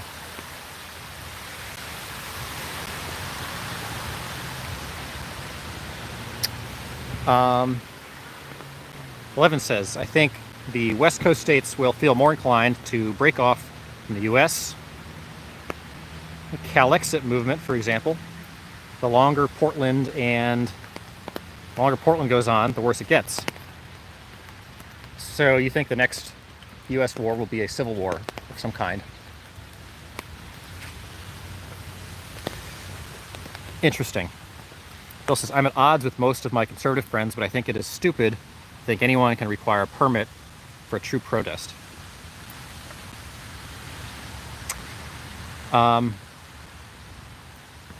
It's an interesting sentiment, Bill. Like the Women's March gets a protest. That's pretty real. What is this? Probably the Army. This is the Veterans Memorial for this town. little town of Gehenna.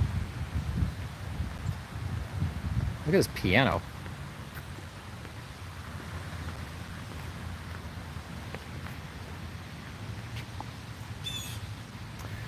Bob says, it's funny, I was banned from a room for asking jokingly, define bad faith.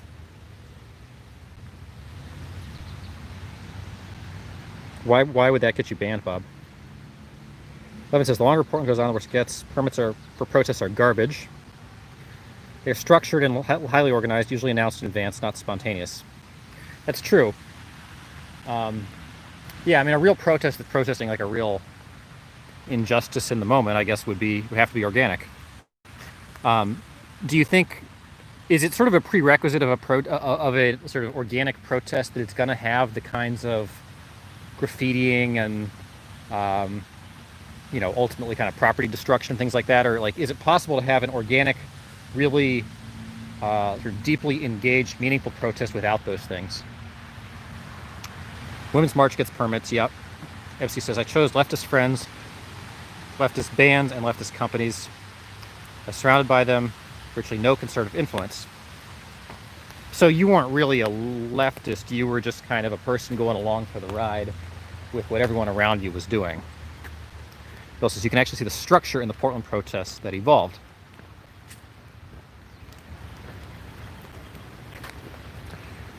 Lucas says, for channels, Fox channels ban Biden supporters. Don't act like it's one-sided. Both are just as bad for not listening. I mean, I can't speak to what any particular channel is doing. I will say, as you guys know, I travel a lot. I spend a lot of time trying to get attuned to the sort of cultural zeitgeist in different places. There is a consequence of having places that are essentially sort of largely conservative being about 70-30, and places that are largely left-leaning being about 95-5. And it does result in, I think, more extreme echo chambers on the left than on the right. They both exist, but they are more extreme on the left, I think, at this juncture in history. So, Lucas, I don't disagree with your point, but I also, in that both probably censor. I'm not talking about specific channels, I'm talking generally in terms of sort of how viewpoints get generally jaded and how probably particular media outlets treat people with opposing views. But it is not sort of an equal balance. It is, I think it is more extreme on the left right now, just because you get these more highly concentrated echo chambers on the one side as opposed to the other. And then what ends up happening in either echo chamber is that you end up arguing and fighting against an opposition that is more of a caricature of what you sort of pretend you're fighting against, as opposed to the actual reality of what your opposition is fighting for. Bill says, I honestly don't think you can have an effective organic protest without some stuff getting broken for two reasons. First reason is that people are pissed, and even though most would not loot and riot, will look the other way. Second reason is opportunities for opportunists of various sorts. So, Bill, are you saying that if that's what it takes to have an organic protest, is that then justified, or like, what is your sort of sentiment then on the violence and the looting and things like that? Bob says, militant left censorship, they hate free speech. I suppose I am in a lot of ways like different in being anti both parties. MC says, I participated in leftist rallies and protests, pride parades, etc. I went along for the ride, yes, but I also chose the ride. Okay. So MC, how old were you when you switched? Evan says, the dad tried to attack Carl at court and at the guy's home. Who's the dad and who's Carl? Lucas says, Bob, Trump supporters are the same. Look at the left protest who was murdered by a Trump supporter.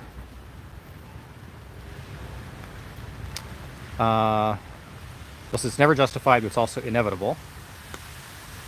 Quirk of human nature.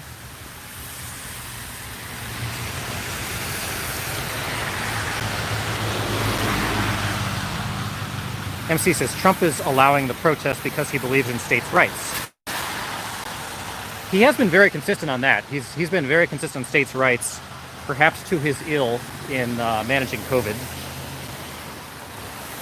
Bill wants to see anyone they bust convicted, but I understand the drivers. No, I think that's a fair position, Bill.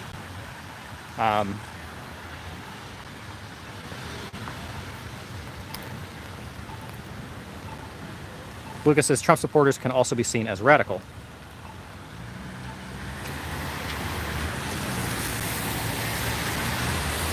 BLM supporters the same. Why don't, I mean, just being a Trump supporter does not make you radical, but there are certainly radical Trump supporters. MC switched slowly, but by early 2017 I was fully done with it. So it took 2017. So what did you do in the 2016 election, MC? Like what was your 2016 positioning?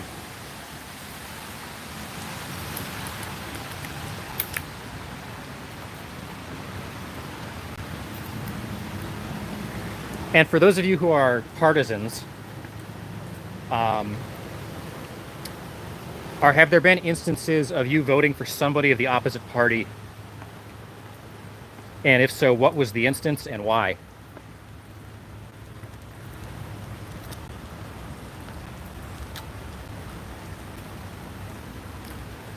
MC says, any argument about how Trump supporters are seen becomes a non sequitur after all the verbal abuse we have taken.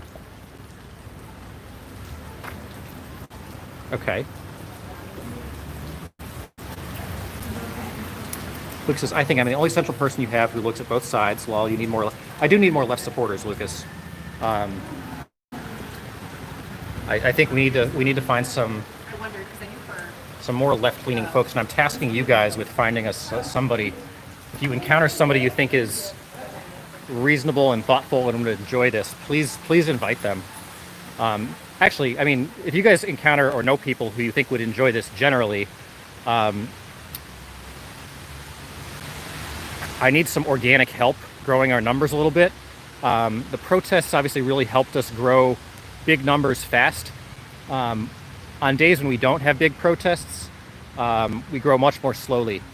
And I think, I could really use some help finding the right channels and platforms to, either cross-pollinate advertising, or to just sort of, one-on-one try to find people who would be interesting to engage here as part of this kind of interesting network that we're building.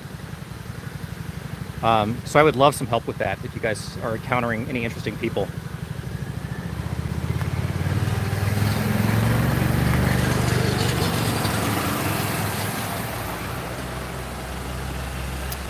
MC said, any arguments from, see, okay, yeah. White Bill says, I wrote off leftism when I got a job and had to support myself.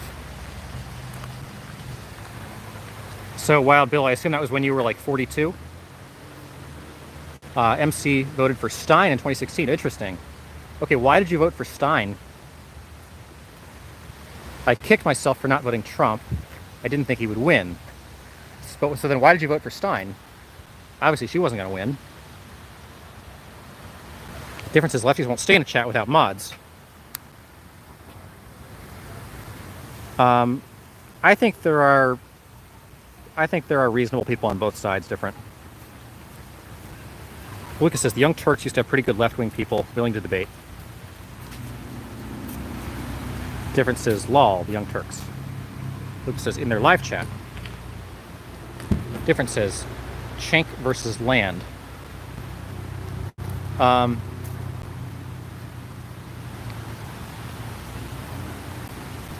Well, I don't think we're going to get Schenk. Bill says lol. The Young Turks is the nickname given to people who carried out the American genocide, which Schenk denies happened. The Armenian genocide, obviously, yeah. I was terrified of Trump at the time. I believed the mainstream media. But you were not compelled by Hillary Clinton. That's interesting. So you probably have a decent read on why people would or would not be compelled to vote for Biden this time.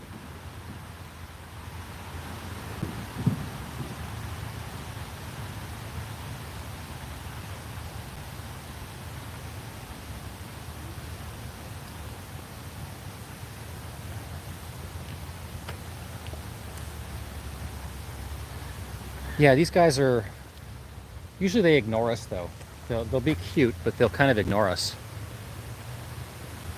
It's still raining a little bit, so I'm kind of waiting for the rain to totally curtail until we get back out and really try to engage in these ducks.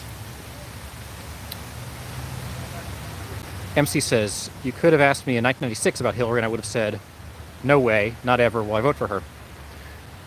Yeah, Hillary was pretty obnoxious in the first 2 years of Bill's term. But I didn't know that there were that many young people that sort of would have recalled that. I mean, obviously a lot of young people were too young to have remembered that.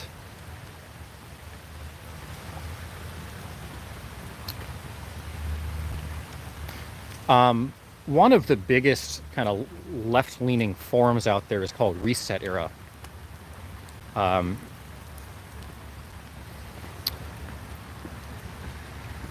As well as, a lot of the Reddit subreddits. That would be interesting to try to grab some people there. I haven't been back this far. Sure gonna encounter any more ducks. Different said Ron Paul was actually our last hope. Now we just watch the circus. Different, were you really a Ron Paul supporter? He's still out there doing podcasts now.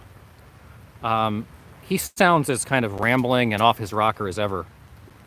I don't know that he was ever on his rocker, but I guess someone doesn't need to be entirely on their rocker to make a few worthwhile points amid a lot of other completely nutcase points. Ben Shapiro was just on Fox. Interesting guy. Ben Shapiro is a very smart guy, but is basically a partisan sort of talking point guy. He's not a public intellectual. So be careful with him, Lucas. You're going to hear a lot of sort of well-articulated conservative talking points. I don't think you're going to find a really deep thinker there. MC says, everybody loves ducks. Yeah, everybody does love ducks. I think if we can get some people who love ducks, lure them in with the cuteness. Okay, Hillary and Tipper attacked popular culture through censorship in the PMRC. What's PMRC?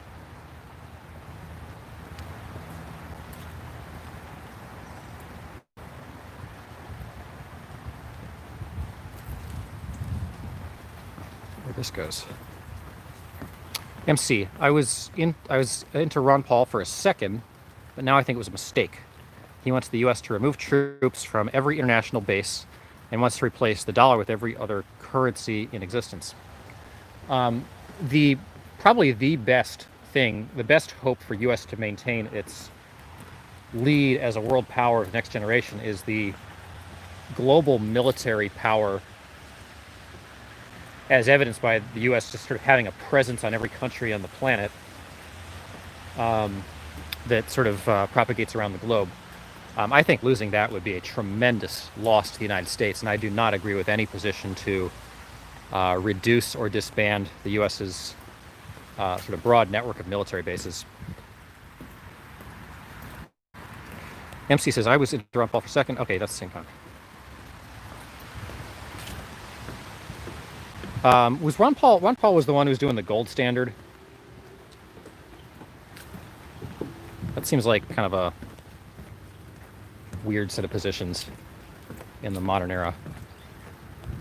Ron Paul is very, very much a skeptic on COVID. I spent more time than I should have looking at his Twitter account to figure out what he was up to, because I'd kind of forgotten he existed. And that was not a great use of my time. Because finally had my first fish and chips since March Day. It felt good. As in takeaway food. I mean takeout food. Drives me nuts they say takeaway in the UK. Fish and chips is good. Well, I'm glad you were able to get out, Lucas. Bob says, PMRC was a music rating system like the movies. They also tried to suppress rap music, censorship. Their MO was to protect the children's. That was a big thing in the 90s. A lot of the issues from the 90s seem so naive by the contemporary context.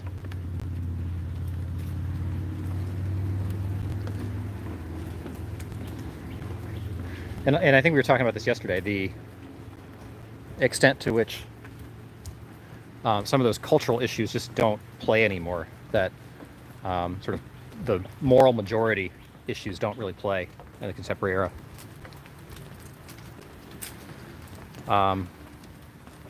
Guys, we've got a guest. I wonder who that is. Mrs. Land is here. She says, yes, Ron Paul wanted to return to the gold standard now that China has all the gold. Yeah, great idea. Lucas is giggling at takeaway. Gold standard's coming. Stack metal. Those commercials where they're always trying to push people to buy gold are some of the most amusing but infuriating commercials out there. Going to scare people. The world's always on the precipice of collapse. Lucas, getting tired lately. I need my heart scan, but unable due to COVID. Scary times. Is that I guess that would be an elective procedure? Bob's asking, is Mrs. Land a stalker? Took me a long time to track you down. Yeah, we're kind of wandering this random path because it was been raining, and for us to hang out with the ducks is going to be a little more challenging. They're loving the rain right now. Are they? Yeah, they're hanging out. Though I did see a squad of them hanging out under one of those little balconies on the building. Oh yeah, we're trying to get out of the rain. Yeah, they're not the majority though. The majority were thriving. I don't know how they spend most of their time in water anyway. Why wouldn't they just thrive in the rain? Why don't you thrive in the rain even though you take showers every day? Well, it's just like a shower, kind of. It's like you're wearing clothes. Well, Ducks I don't aren't usually wear clothes when I shower. Lucas says, yeah, there is a backlog. I'm supposed to have a heart scan every 3 months. I missed at least 3 scans. Well, I hope you're able to get in there soon, Lucas. And I don't know, there must be a way if you feel like you need it to get through. I think that was one of the concerns with the U.S. surge. It's not the hospitals were going to run out of total capacity, but they would have to start sort of re-pushing off elected surgeries, which had already been stacked up pretty extensively to make room for COVID patients during the first big surge of all this. All right, where are we now? I don't know where we landed. Do we have to go back the way it came? I have no idea. It's down at the end there.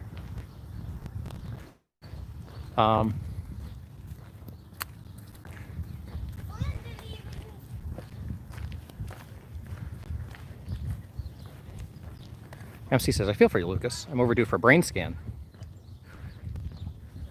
Did any of you guys take the cognitive test that Trump took? That he was debating about with Chris Wallace? It seemed like we can do that on tomorrow's stream and talk about the Trump cognitive test and see if we can pass it.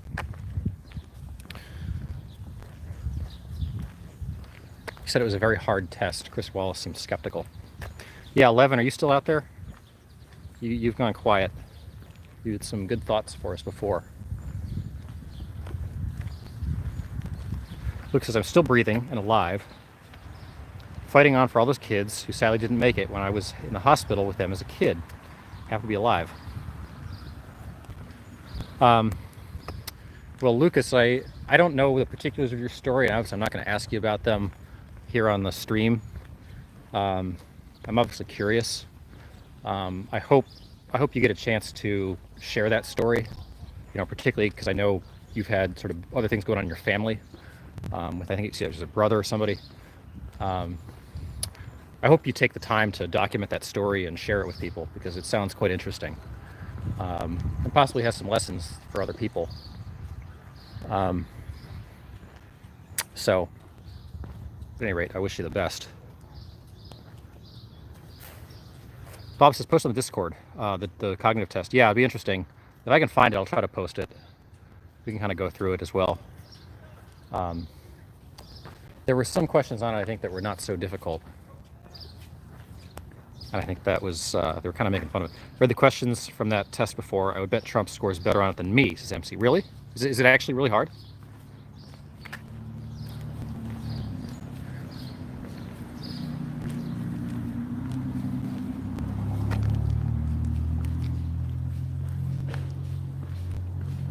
These look fun.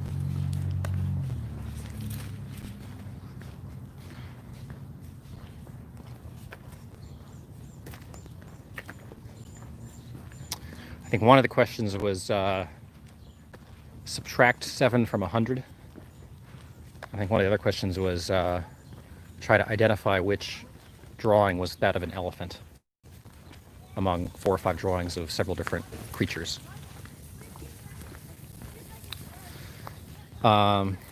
Lucas says, yeah, we raised funds to build a place for parents to stay when their children are in the hospital so they can be with them. It's in central Manchester. Well, that's cool. That's very cool.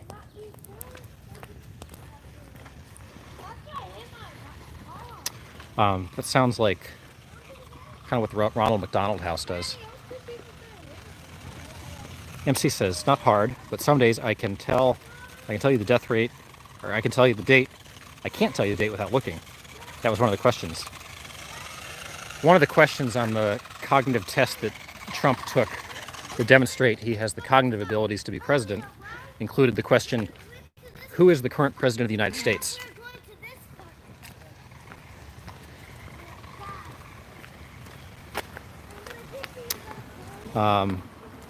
Oh, so that's what was built in Manchester, Ronald McDonald's. Oh, interesting. We worked with them to tell my story. Interesting. Well, if you're ever interested in sharing more of that, Lucas, I'd love to hear it, but I also completely respect it if you don't. I wonder how the Ronald McDonald House got started as that, as opposed to any other cause.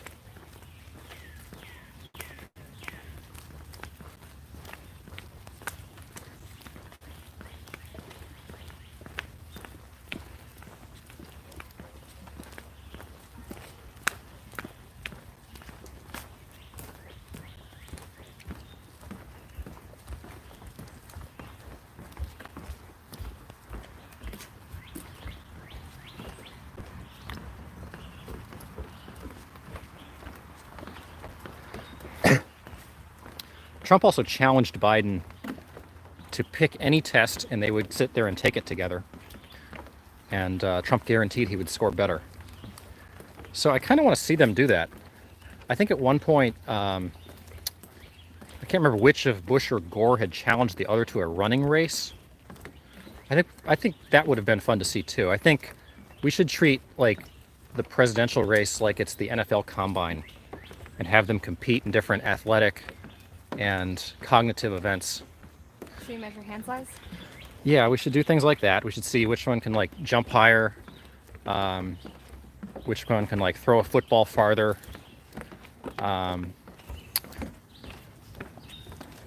Certainly a running race. I think having them do like a current events quiz would be fun. What is the Wonderlic? Is that what they... Yeah, the Wonderlic test. It's kind of the football equivalent of like an IQ test.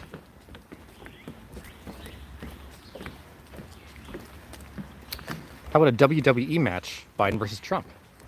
Yeah, I think the more physical it can get, like a real, just sort of no holds barred grappling match would be a lot of fun.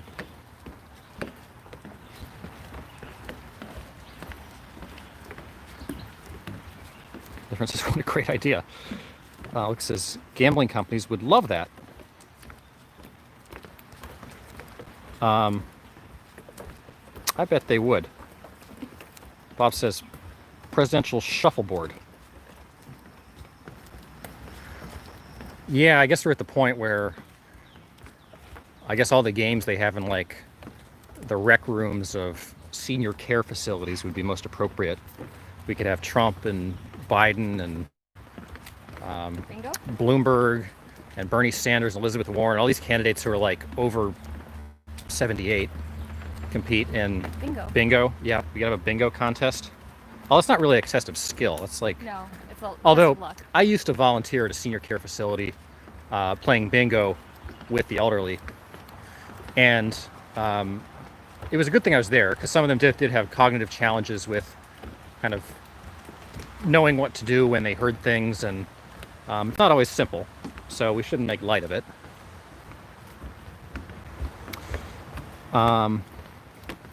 Yeah, we could definitely gamble on it. I think having a public betting market on it would be great. We could do it as like a whole day of, or whole weekend of events around the debate. Current slang test. Oh yeah, we definitely need that. We need like Generation Z slang, and then we also need like the BLM acronyms test. Biden had challenged one voter to an IQ test before. I kind of remember that. The clip where the guy asked Biden about Hunter. Yeah, I kind of remember that. He was also, I think Biden was also challenging him to a push-up contest. Hey, Nicholas, did you do your sit-ups? Are you still here? Difference is thumb wrestling.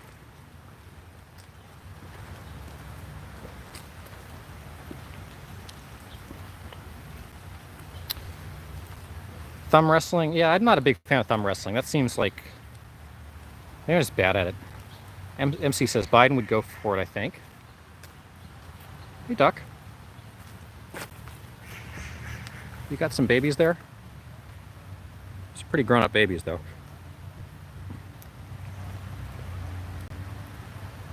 How about they raise money for COVID that way? Yeah, that'd be a good idea. It'll go to charity. For a vaccine to help people, yeah. Well, this means that it's gonna happen next November. They have all this food. We had some babies earlier on that we're kind of interested in. Oh no, it's not because it's red, it's because it rains. Oh yeah, they got a lot of fresh grass and bugs and stuff when it rains. Bill says Trump is a pretty stocky guy though. Biden would have issues in strength events, and Trump would have trouble in speed events. Yeah, I don't think Trump would be very good at running, but I don't think Biden would be very good at running. Biden already limps quite a bit. I think a wrestling match would probably go toward Trump. Bob said bingo's a good test in that case. Political candidate mud wrestling. Yeah, I guess the... Where's this guy going? Okay, he's coming our way. I guess the challenge of any of these events is that we would have to have the presidential candidates probably wearing suits.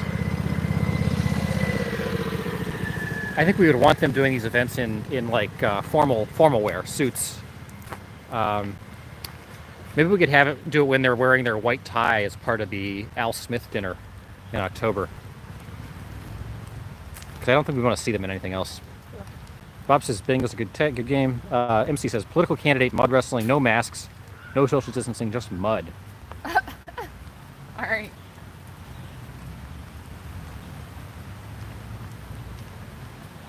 I don't know if I want to see them in mud. I think that would be... Why is the mud necessary, MC? Like, this is gonna make it messy. Hey,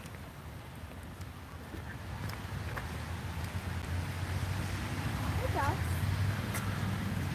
They're all sleeping. How are they all sleeping in the rain? You think they nap in the rain? They must. I think these guys just like race around here. Like, can't tell what they're doing.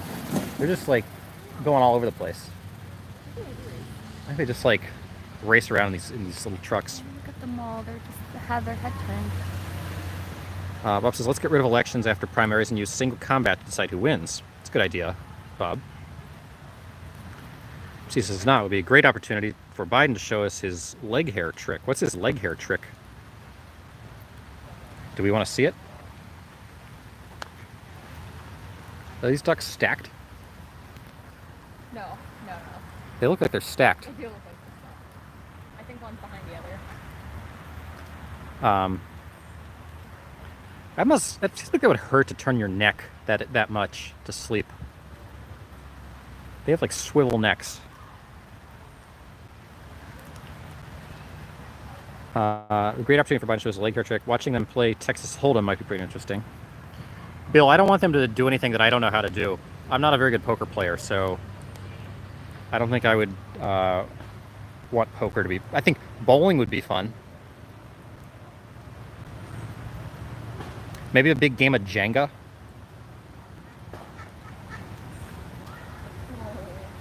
Someone's cracking. Yeah, somebody over here is quacking. These guys are quacking now. They're waking up. They're waking up. I don't think they want us to get too close.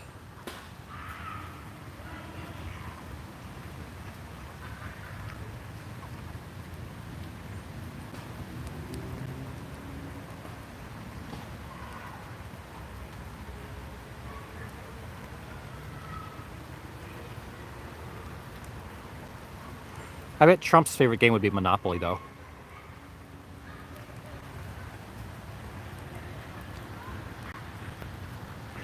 Or maybe, I think what would actually be interesting is when we have all 17 presidential candidates. I think having them just compete on the Apprentice would be great. Have them do all kinds of different little business tasks. Would actually tell us like how good they are as sort of business people. Might be useful. MC says, I got hairy legs that turn blonde in the sun, and the kids used to rub my leg down and then watch the hairs come back up again. Joe Biden quote. When did he say that, MC? The ducks look so calming. Nice, Patrick. Yeah, Patrick, sorry I've been in the rain. The ducks, I think, they're like sleeping. Risk sounds like Trump also. I feel like Risk is more like John Bolton's game. Like World Takeover.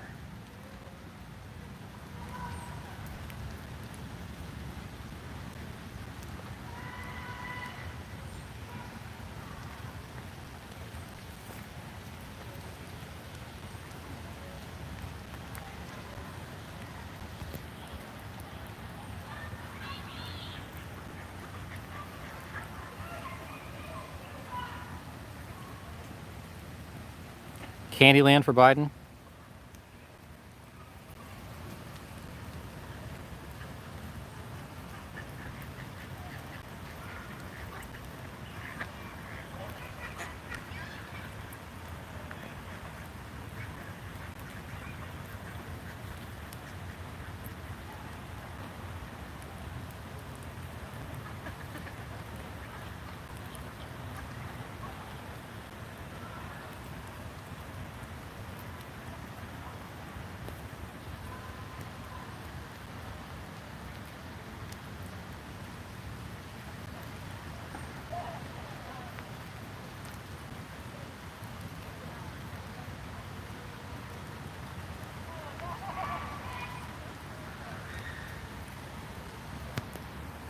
We've got a huge army of sleeping ducks here.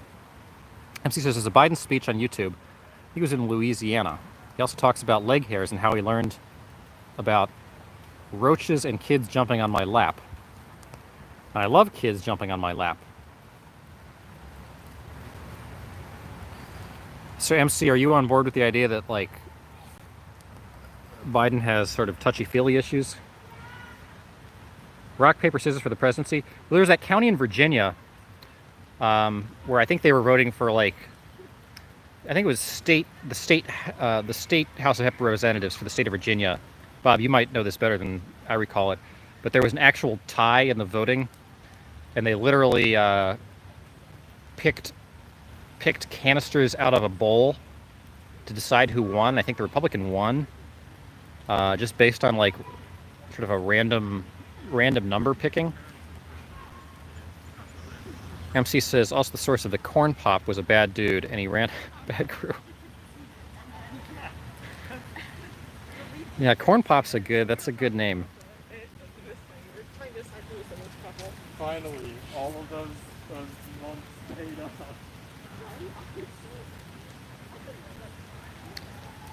MC says, what is the yes to MC? I don't recall that. Yeah, Bob, I don't know. I think it was downstate though. It might have been. I don't know how close that would have been to your neck of the woods, but yeah, that was like a big story a few years ago. I always sort of have made the point that like when people say every vote counts, I've never seen a major election in any state closer than the 8-vote margin that Mitt Romney initially beat Rick Santorum by in the Iowa caucuses in 2012. And I've always used that as sort of justification for why it's okay to not vote as an individual. And yet that was a case where the vote literally was a tie. MC said Biden is too touchy-feely. Lots of footage to support that opinion. But is that like an actual, like, do you think it's something he's like into, or like, that just seems like sort of older guy antics, sort of weirdness, but not necessarily a problem? I don't know. Maybe it is. Okay, yeah, oh, is it?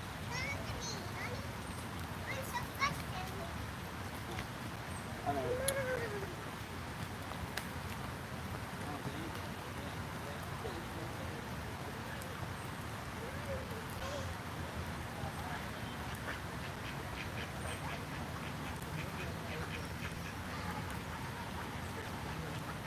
Darren says, I agree, but kind of touchy-feely.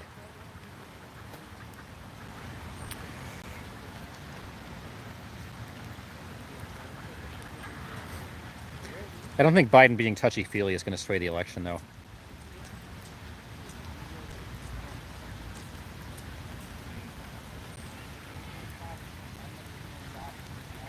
Do you guys think on net we're better off today than we were 4 years ago? MC says Biden has bigger problems than the touchy-feely thing. Buying access to Ukraine, American taxpayer money, for instance. MC, do you think that's really sticking? No, I don't think that's sticking. Biden seems to be pretty Teflon on some of these lines of attack. In part because I think, you know, whatever you can come up with on Biden, you can probably come up with substantially more on Trump.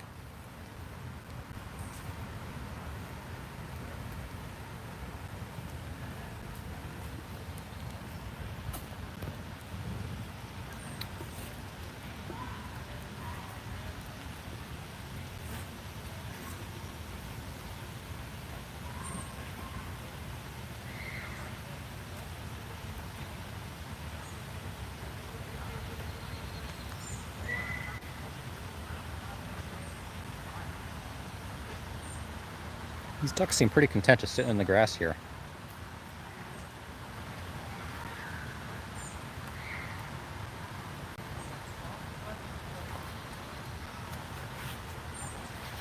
Ukraine is still pursuing Biden for criminal acts. Not sure how that would pan out. I don't think it would pan out, MC. I don't think it's going to serve the Ukraine very well to be trying to prosecute the American president. If Biden's president, I think they'll drop it.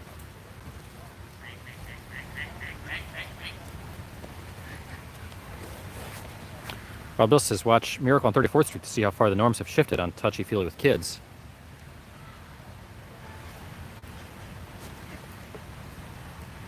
I don't think I've ever watched Miracle on 34th Street all the way through. Boy, these ducks are just not engaged.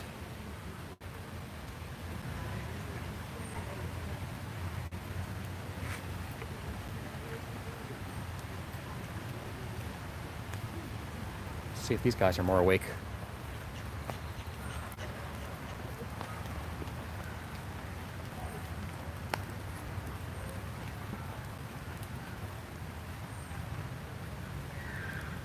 One guy who's awake.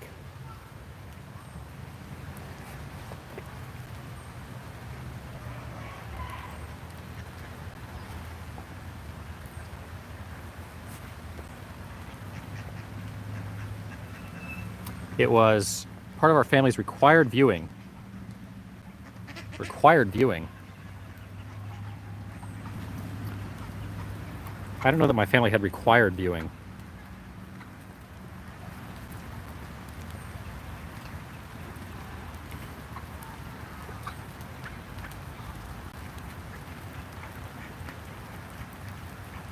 Like Charlie Brown Christmas.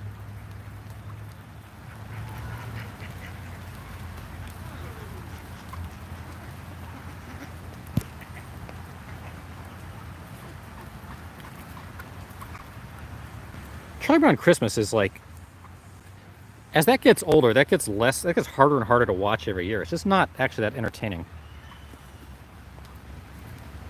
I think his Thanksgiving is a little better. But Charlie Brown has not, in my opinion, aged very well.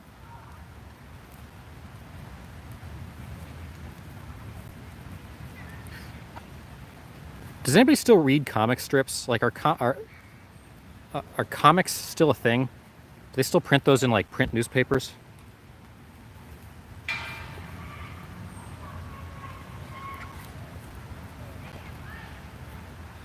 I know the Dilbert guy has become like a big political commentator.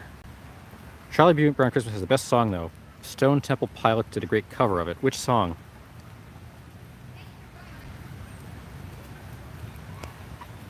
My main critique of Disney movies and of most animated movies generally is there's way too much singing.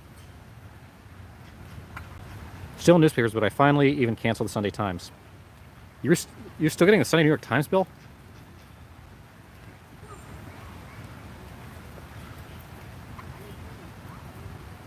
Christmas time is here. Okay, yeah, fair. I don't really like the song, but it's a classic for sure.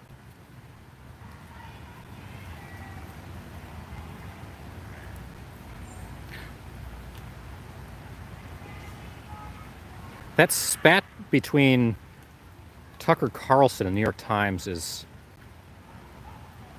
kind of interesting. The spat over whether they were or were not going to try to sort of dox him with his address. They deny it. He did a whole segment on his show about it.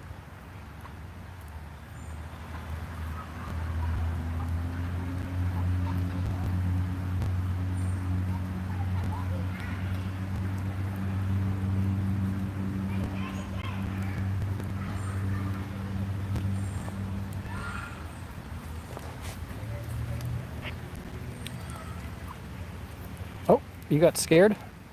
Come on. Come on.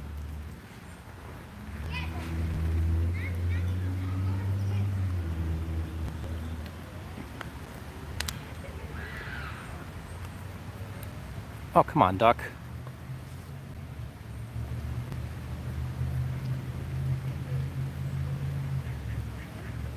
Wait, what's going on, MC?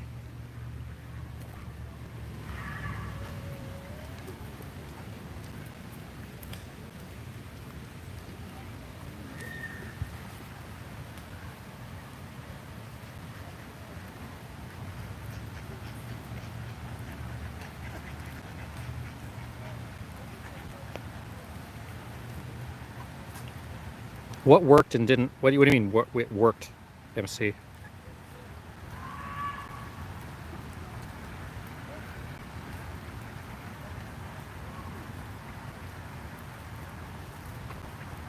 They said Tucker was doxxed once before and had to move.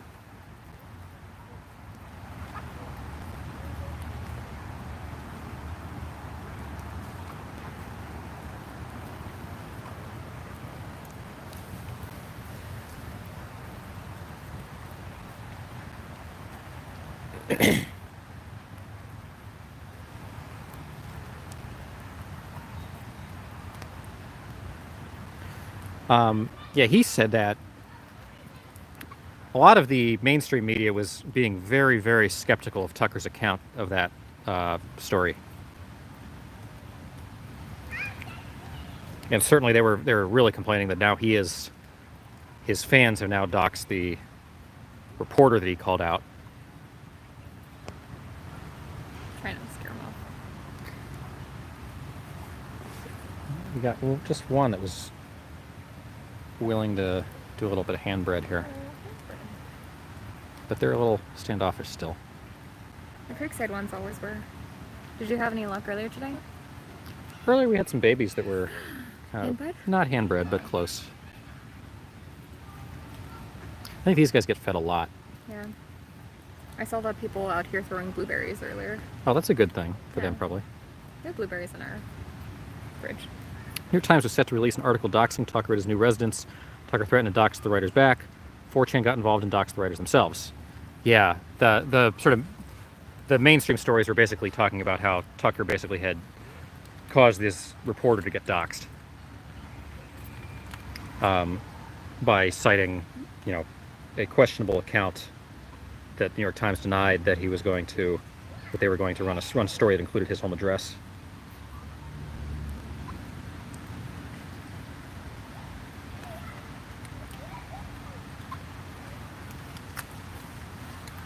I realize these pieces need to be of a certain size so they can see it. See some of the smaller pieces.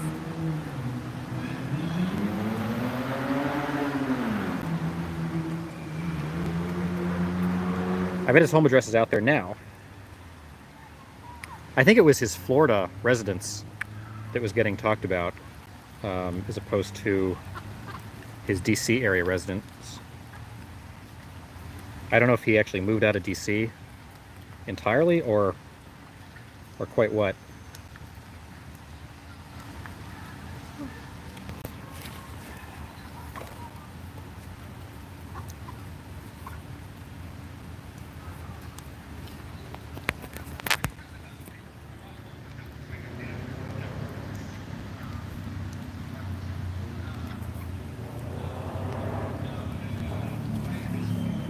Their little foots.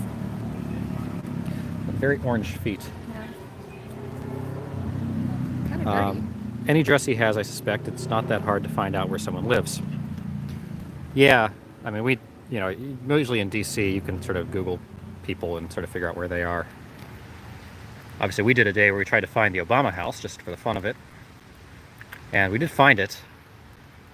Fortunately, the entire block where they lived is blocked off and sort of guarded by police cars now at the very top of Kalorama.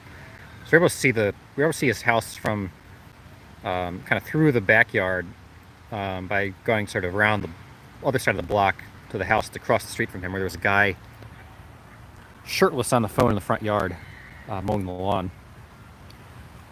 But it's interesting. He's up there with all the embassies and everything.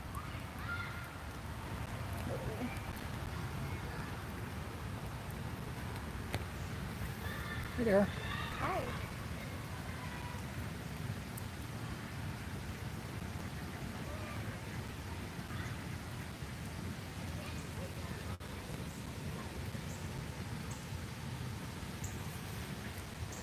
Pet her. You can try. I don't think she's gonna let me. It's probably wet. Oh. Okay. She's got something caught in her fur there. MC says Tucker was also doxxed once before. A mob showed up at his house while his wife was at home. He was at work. Wife hid in the bathroom. She broke the door, but not completely. They never entered the house. Yeah, MC, the account of that, you should read the accounts of that on some of the mainstream outlets. It's a little bit different. Basically doesn't include those details.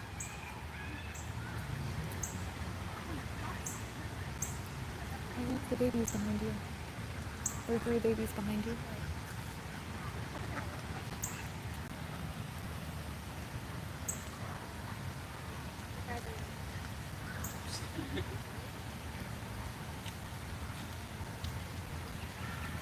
I'm not seeing them.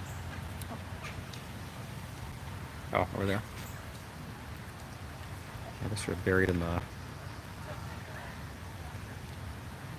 Goodbye.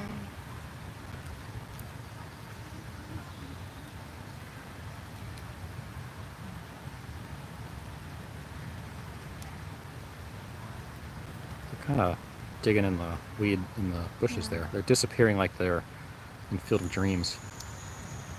Oh, I think these two might want some pretzel.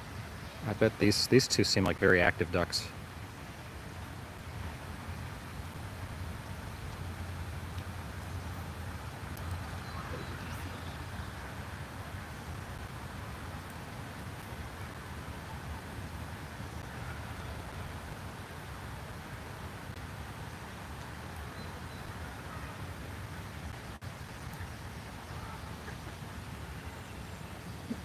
Yes.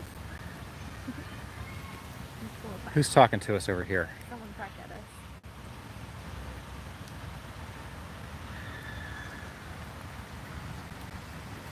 They just let out a little quack and then they I think it's the males let out those little quacks. Yeah. What do you think they're saying? I don't know.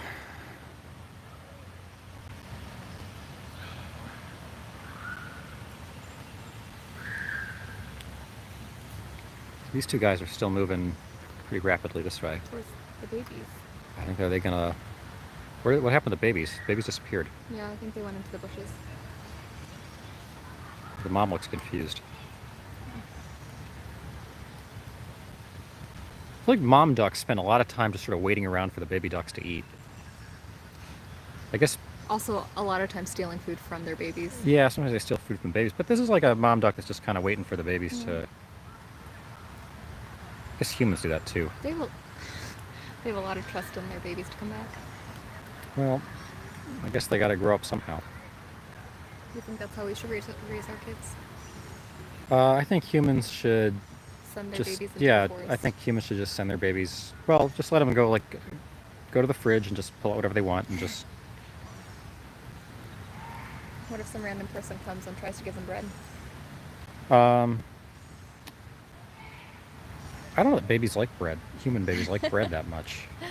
Do you think it'd be good because it's free, or do you think it's not good? Because it's I don't not very think human kids are into bread by itself enough to like just take that from a stranger and eat it. If it was Sure. Candy? candy or ice cream, they might, but I don't know that just bread is going to do it. Bread by itself can be kind of bland. What is going on? Oh, you can never tell who it is. I think it was this one that's walking around over there, like she owns the place. Maybe she does own the place. You're like, wake up, everybody. Do you think they have an early bedtime with the rain, or what's going on? Why is everyone? They're all napping. I don't know why they're all napping, but I think Maybe they're like us. They like napping in the rain. Oh, I mean, I like napping not in the rain, but listening to the rainfall. I think she's gonna like lead an insurrection here. Oh, against who? She's like, you know, that scene in Animal House when it takes Bluto a couple tries to get everybody to wake up from their slumber and actually launch a sort of revenge against the college. I think that's kind of what she's going through right now. What do you think she's launching a revenge against? I don't know. I don't know why they'd be angry. They gotta protest something. They seem very peaceful. They're doing a sit-in. I guess this is a sit-in, yeah, but it's a sit-in of their own residence. Somebody else is making noise now. That guy's making some noise. I don't know how you could tell which one that was. You guys got quiet. Are you guys all asleep on the stream? Joining the ducks. Are you guys just sleep into the ducks? Maybe the rain puts everyone to sleep. Or maybe there's like, maybe it's like chemtrails. The government put something in the rain. Look. Yeah, that was her.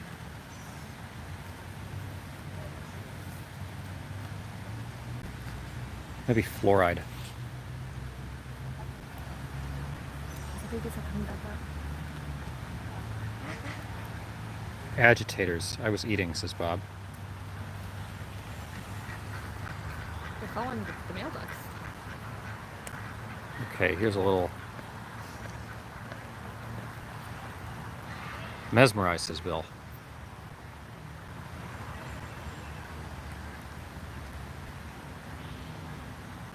I think these ducks would eat if you had bread to give them. Well, why don't you pull out some bread? It's okay. Got it. Fluoride in the chemtrail. Maybe that would be a fun one, Bob.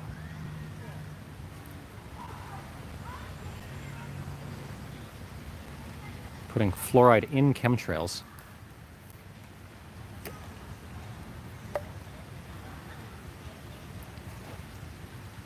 These ducks are a little bit...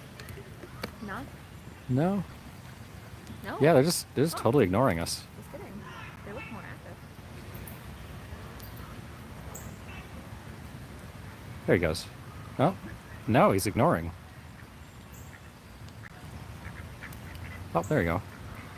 I guess they like Mrs. Land. I have a Lucas question. fell asleep. So the rain does put people to sleep, or maybe they did put some kind of chemical in the rain. See, they like my bread better than yours. Yeah, they're eating Mrs. Land's bread, but not my bread. I asked for bigger pieces than you do. It's true. I'm a generous one.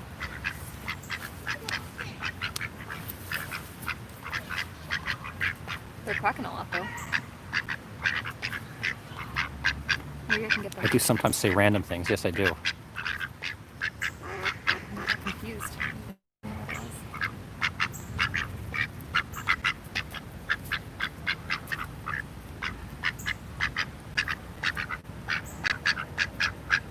Oh, a little bit standoffish here. Okay, I'll get 'em.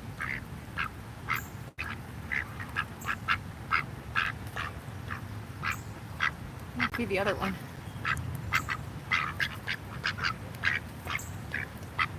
You can tell who the leader is.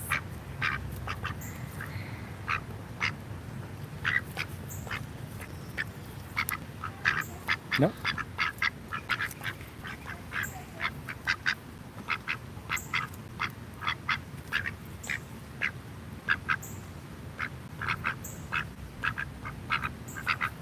Nope. Did you throw it into the water?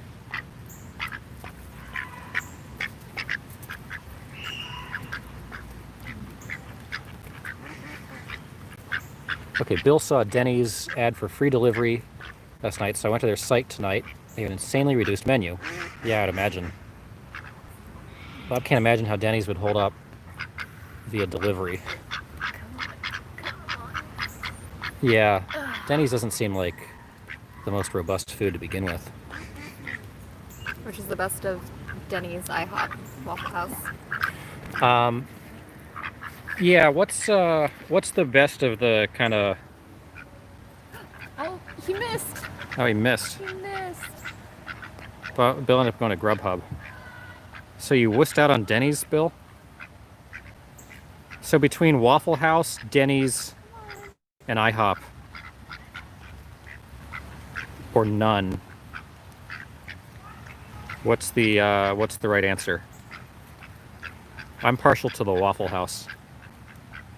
Oh, Oh, they're going into the little puddle. Look at them.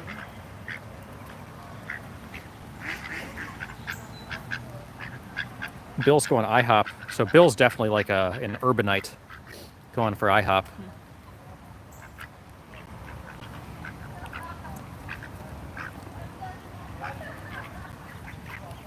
Ooh. Oh.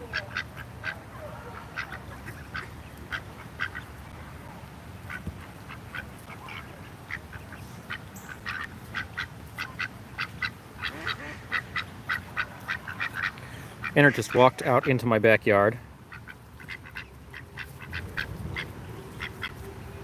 He looks so fuzzy. He had a big ass owl was sitting on the ground, flew up into a tree, and I was sitting up there watching me. Maybe he's a government informant.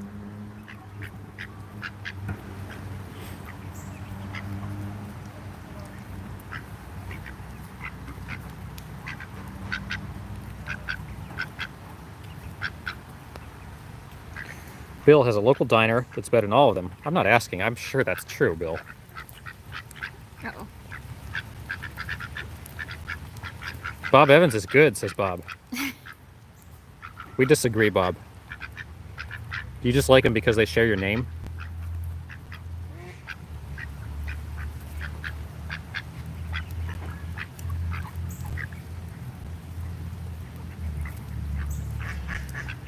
The owl's an informant. Hey, Bill,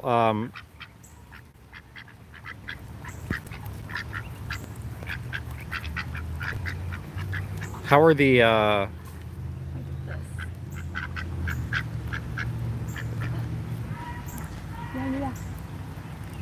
This. Yeah. oh, almost. It's like they're fighting each other now.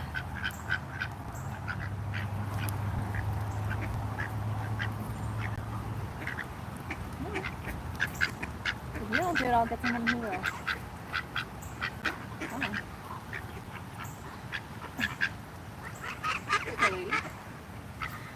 Hey, Duck.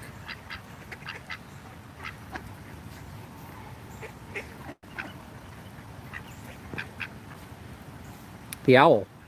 Internet's owl. Internet, come over to my breakfast at my house one day and you'll never eat at IHOP again. Guys, I'm not asking if you can prepare things that are better than IHOP. I think that's a given. I think that's a given. I think we're asking of IHOP, Waffle House, and Denny's, which are we choosing? Is there a fourth one? Is that... Internet says, when I lived in South Florida, there was a Denny's in every corner.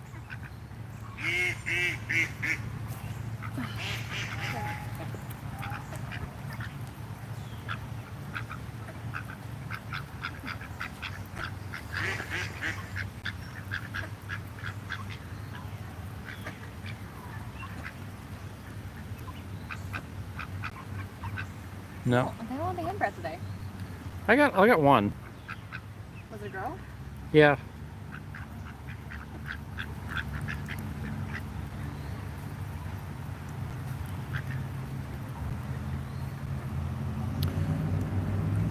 Bob says, sorry, couldn't resist. My kids ran in the house all excitedly last night saying they heard an owl maybe watching us.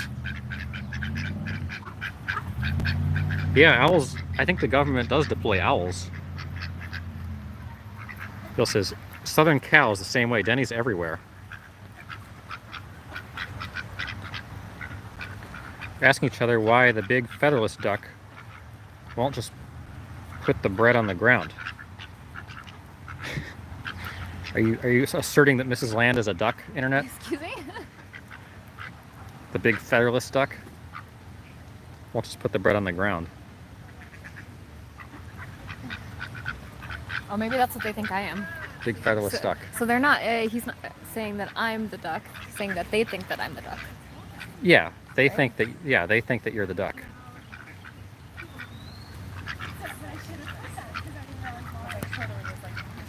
Christopher, YouTuber by the name of Citivo, now streams the protest earlier than Jacob. Jacob normally does not start streaming now until Portland gets going.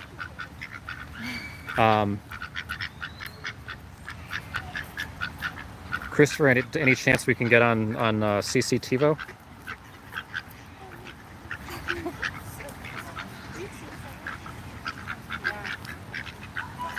Difference says, wait, Mrs. Land is a duck? That makes sense, I guess.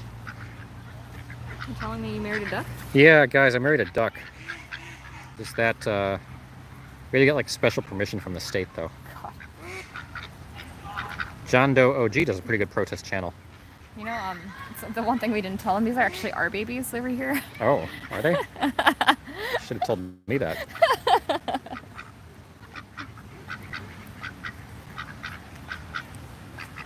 Aren't they cute? They look just like you. They do. They look just... Yeah, Colin's always asking what I look like. This is what I look like.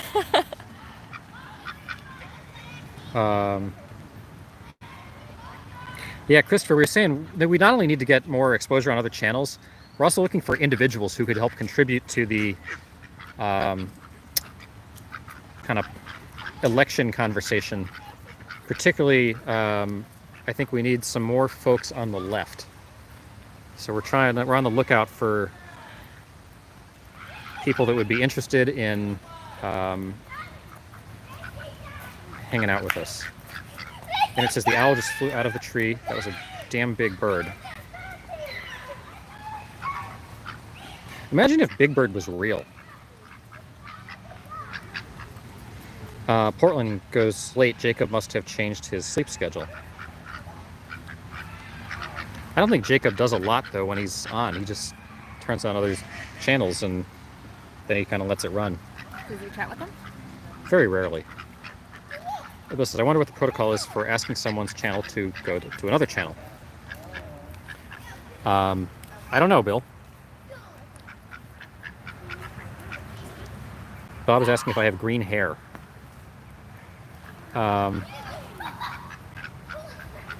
Depends on the season, Bob. Oh, this is a big duck race.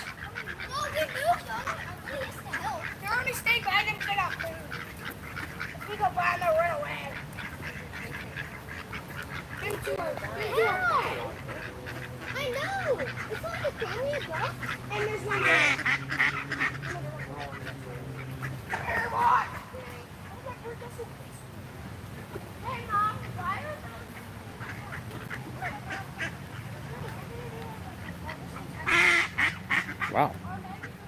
spicy.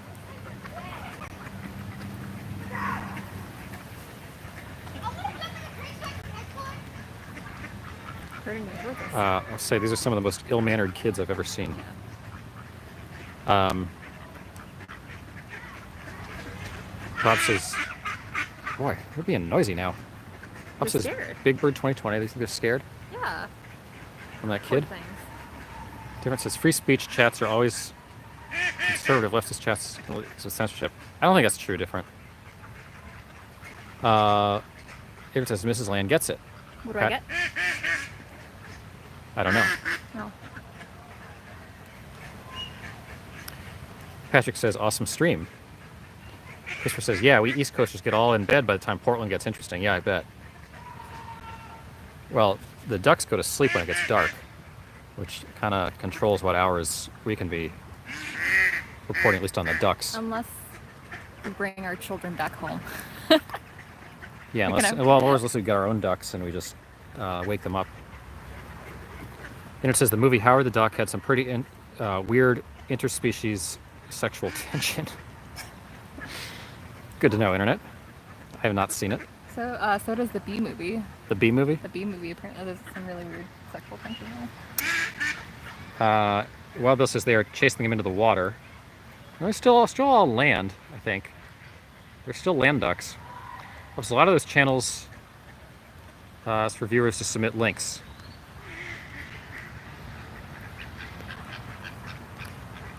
Yeah, well, Jesus, that was a loud duck.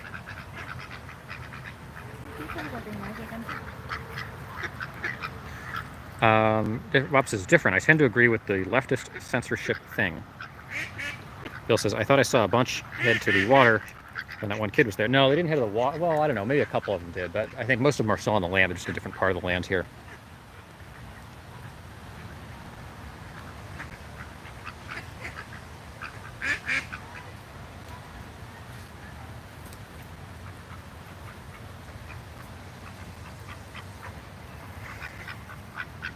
But yeah, if there are earlier multi-streams, we got to try to get on them. A lot of people get upset if you try to promote other channels on their channel. Other users could care less.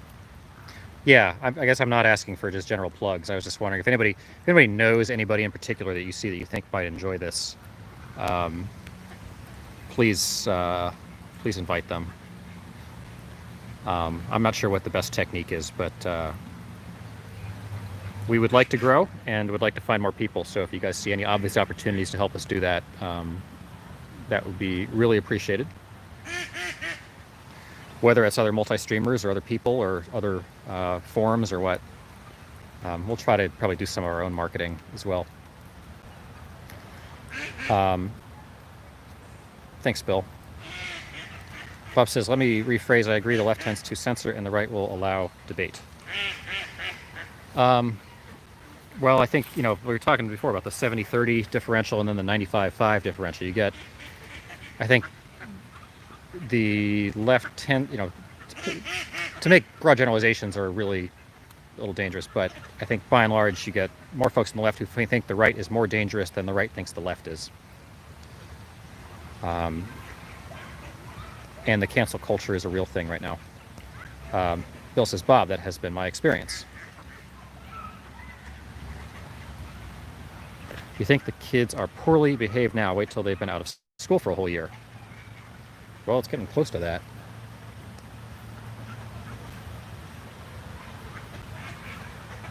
I don't know what the schools here are doing in terms of going back or not.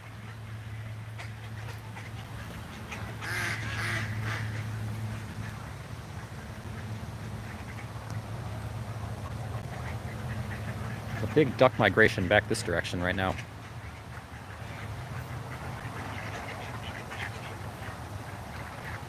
"16 people shot at Chicago funeral home, at least 4 dead. It's mostly peaceful in Chicago tonight." Internet. I assume you're being facetious. Bill says, I think nearly everyone is still debating it. Going back to school. Yeah, I think a few schools seem like they've put a policy in place. I think a lot of the universities have. The bigger question is the K-12 schools. It's really a big decision point for folks. I guess my position on it is, I've seen some polling data that, if the schools reopen, probably 75% or so of parents will send their kids back. Bob says it's been my experience too, so I just watch silently as long as I can, and then I speak and get banned. Do you feel like you learn things from doing that, Bob?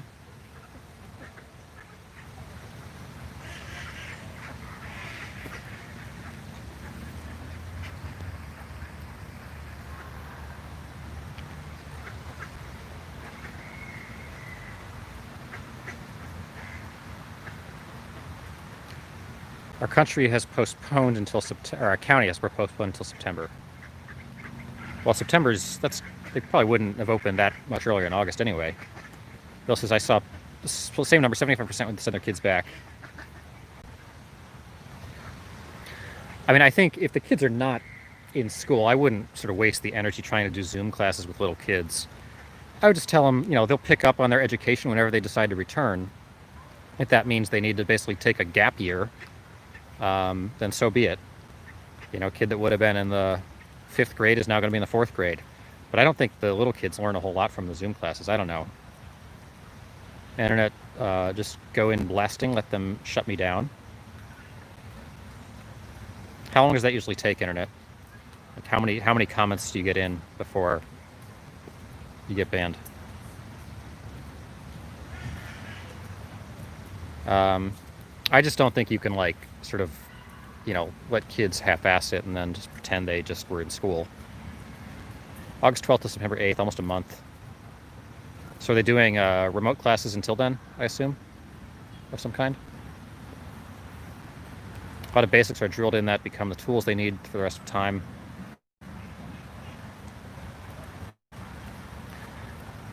Bob says one sentence. I was sort of wondering on middle school education. Why don't we have a running line of the curriculum that's just how to live your life, how to balance your checkbook and pay rent and buy a car and just do normal life things. Why are we not teaching that kind of stuff in school? We have a whole line of the curriculum dedicated to foreign languages, but yet we're not teaching people how to pay bills and be responsible adults.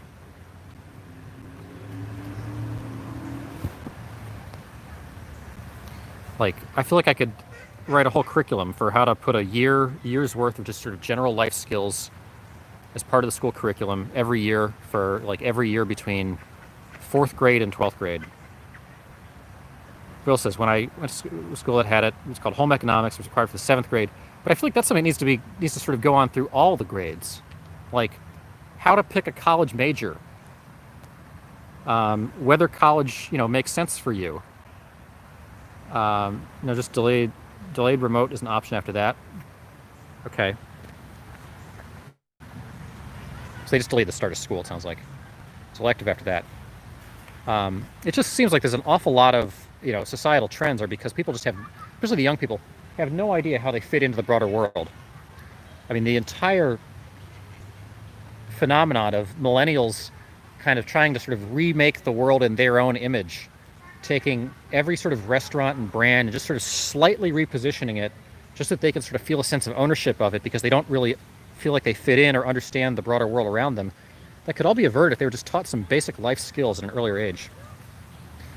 Sort of given a sense of sort of agency in the world. And I think it would help some of the disenchantment and alienation you see. Bob said that was home economics. They don't teach that anymore. It's sexist now. Well, why would it be sexist to teach the same things to everyone? Mostly girls took it after 7th grade. Okay. As of now, my local school system says my daughter will go to school 1 day a week. That's bullshit. It's the internet. Yeah, I think a lot of schools are doing. Oh, it's these same kids. Trying to scare off the ducks here. They teach civics anymore. I don't know. To me, actually, civics actually is important, I guess. Civics is very important. I was going to say, I was thinking it was less important than some of those other life skills, but I think understanding the sort of how and why of you know, the sort of government that we have, and the sort of building blocks of sort of why we have the economy that we have. That seems very important, and something that's definitely not taught now. We seem to teach why it's all evil. We had mandatory shop class in 7th and 8th grade, says Bill.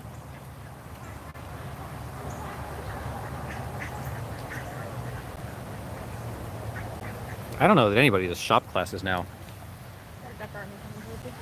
Okay, so we got a big duck army here, heading this direction. It says, I hate to sound radical, but my parents taught me how to pay bills. Yes, internet, I know that should be what the parents do, but I think the point is the parents generally aren't. Bob says, I will not send my children 2 days a week. We're homeschooling now. Interesting, really. How's that going, Bob? Bill says, shop classes are long gone, yeah. Probably a lot of bill liability there.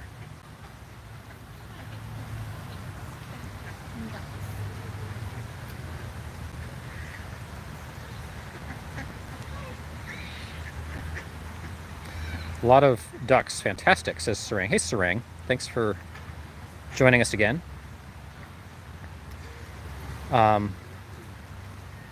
So just a reminder, guys, you're watching Land Speculation on YouTube.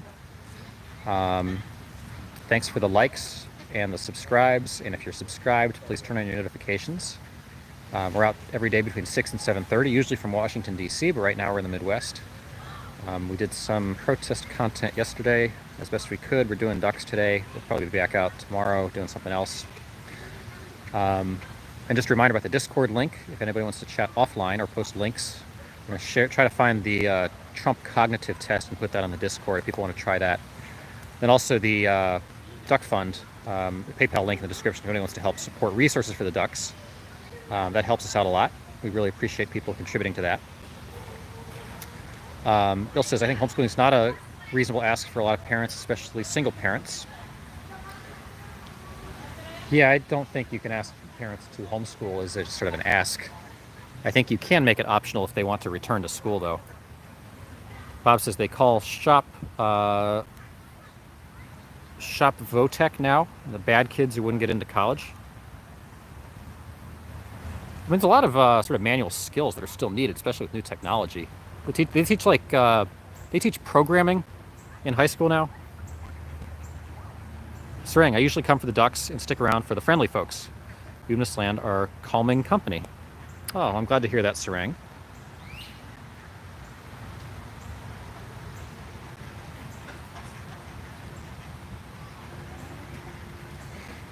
Well, I'm making a push for it today. If anybody knows other folks who are looking for a calming influence in their lives and would love to kind of join the chat, we're trying to grow as we can.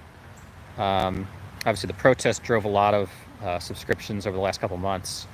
Since a lot of that's slowed down now, our subscription counts have grown at a slower pace. So looking for other angles to be able to try to grow some of that. So I'm really hoping you guys can help us kind of find some other angles to market ourselves. If you know people, or if you have other platforms that would like to either sort of trade plugs for us on YouTube or any kind of platform you can think of where we can maybe help find some people, would really, really appreciate that, since I know the audience has been very loyal to us, which we really appreciate. Bob says vocation technical schools. Okay, yeah, I can believe that, Bob. There's a lot of sort of schools with unique angles to them now. Also, I think computer classes are elective classes. I think a little bit of computer programming almost should be like a core part of the curriculum now. It's just become that mainstream. And I'm not even in that space. And it says, I'm seriously afraid if I take full charge of my daughter's education, she will end up... Well, fair enough. I don't know that I would... I guess I'd be curious if I went and like retook all of the classes that I took, or all the tests and all the classes that I took growing up, how I would do now. I've always been curious, like, what would I get on the SAT if I had to take that now? I know colleges don't want to have that be a thing anymore, but if I had to take the SAT again now, what would I score on it? And I don't know. I don't know what the answer to that is. I'm sure I don't remember a lot of like 9th grade biology. I'm sure I don't know any of chemistry. I think there's a lot of the sort of historical minutia of like the Egyptian Empire that I have no recollection of, or English or European history, and there's just a lot that gets taught that I don't think I would remember, but I'd be curious to see how I'd do. Bob's going homeschooling going so far. My wife stays home anyway, so that's no big deal. Bob, what remind me of the ages of your kids? I feel like I could probably do some homeschooling up to a point, but then some of the stuff when you're older, I don't know. This is a lot of math that you don't use. I met someone who was, she had, I guess, moved from internationally, and I guess in the like 10th grade, and rather than find a high school in the United States, had basically opted to self-school for the remainder of high school until doing college applications. So this was like a high school student that wasn't even getting homeschooled. Her parents were not involved. She was literally self-schooling through online education, taking classes on YouTube and other platforms, and then taking the AP courses and the AP tests on her own. She'd done like, it was an enormous number of AP tests. And I thought it was really interesting. I don't know that it's necessarily the right path for a lot of people, but I thought it was really interesting sort of hearing about that at the older grade levels. And I think there are platforms for that now. In fact, I think there's one that advertises on TV, sort of a homeschooling platform where the parents don't actually have to do a lot of the teaching. A lot of math that you don't use, yeah, Bill, for sure. There's a lot of calculus and trigonometry and things like that, certainly, that I don't think, actually, I have used a little bit of calculus over the years. Calculus was my least favorite part of math, but it is, I found it a little bit useful from time to time.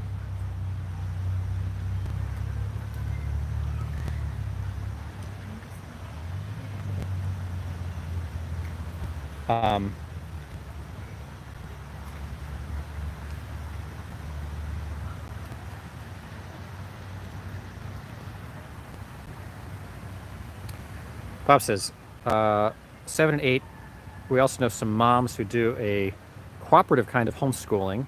They take turns teaching on different days. We may inquire with them when COVID calms down. Okay, I have heard about families doing that. I know in a lot of sort of like, you know, I have some familiarity with like the Mennonite Amish communities, and sort of the extent to which they, you know, will rely on individual parents to teach certain stuff. Like every parent takes a subject or something. Kind of becomes, I guess that's what a school sort of ultimately is foundationally, but you know, I think a lot of the sort of smaller, more rural communities do things like that. Chemistry would be hard, the bonds and all that stuff, says Bill.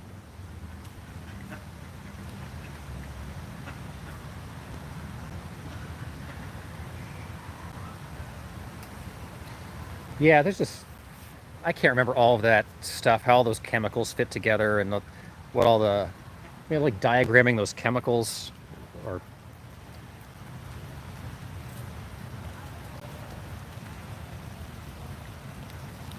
yeah, there's a lot that just is messy.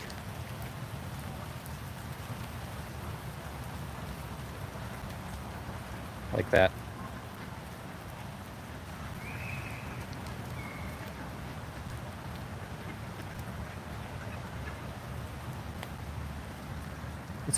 It's been really rainy this July. Not sure why it's been quite so rainy this year. I feel like we've had rain almost every day. Usually that tails off by the end of June, but it's making it harder to get up close and personal with the ducks. We've got a pretty big army here. High energy particle physics is a pseudo hobby of mine to study, says Bill. Well, I think one of those subjects usually becomes the core focus of somebody's career. Problem is, very few careers involve all of them. Anybody remembers the associative property? The associative property. Whoever your perceived associates are, when you run for office, will get dragged up and used against you as a disqualifying component of the campaign your opponents build against you. Is that the associative property?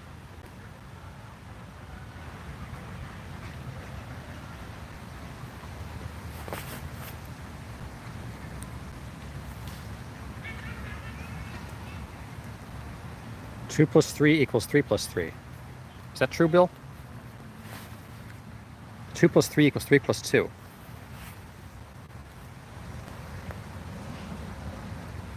Okay, well I can do that math in my head. Not sure how it would work for science later. What sucks is my oldest was in the STEM program last year, and I think she will miss out at home. Well, yeah, sounds like a challenging set of decisions, Bob. I wish I could give you advice on them, but sadly cannot.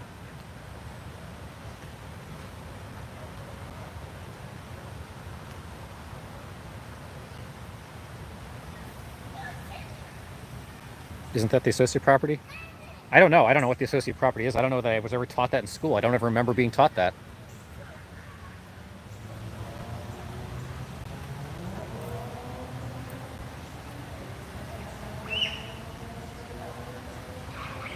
Like, I don't have a clue what Ohm's law was, for instance. I know there's a thing we got taught, but I don't know what that is. No matter which way you add numbers, they add up the same. That would make sense. I don't know why that theory has to have a name, though. It just seems like common sense.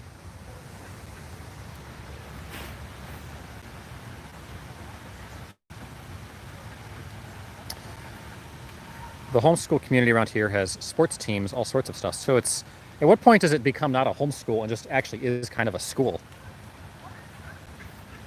I feel like, especially with COVID, with everything going remote, all these lines are getting blurred.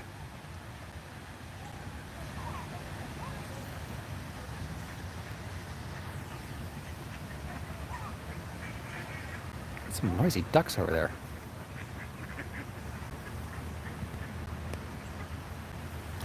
Ohm's law, E equals IR. I don't even know what the IR stands for. God, it got really dark here all of a sudden.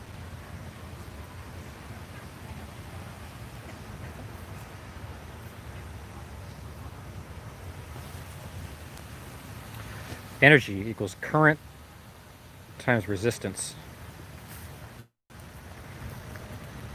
I feel like the energy portion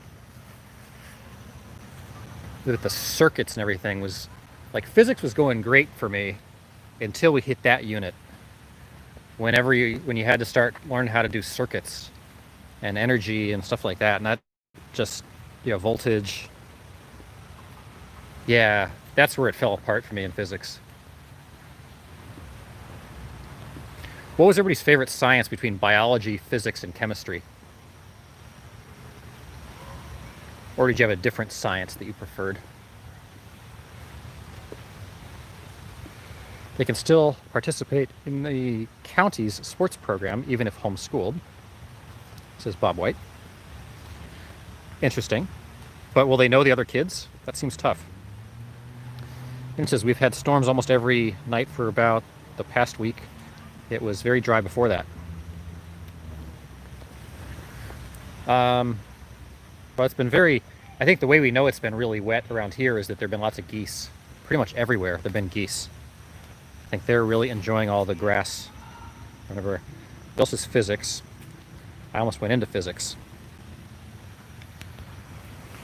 Bill, what kind of engineer are you?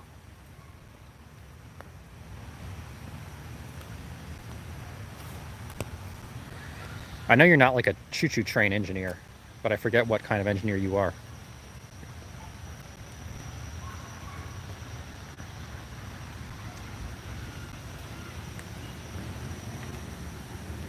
Let's see, anybody over here? Not really.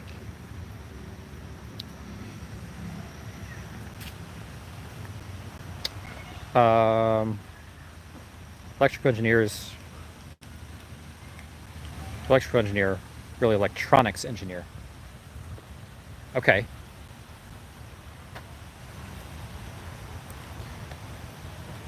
It's called electrical BSEE. Okay.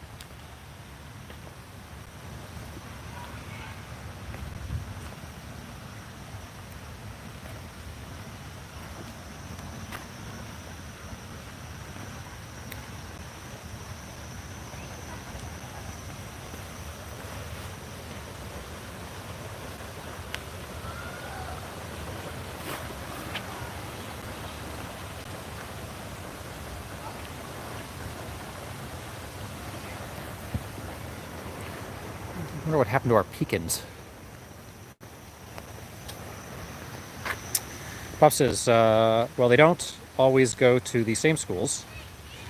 If they can't field a team from one age group at that particular school, they will combine. And it says, my daughter is in a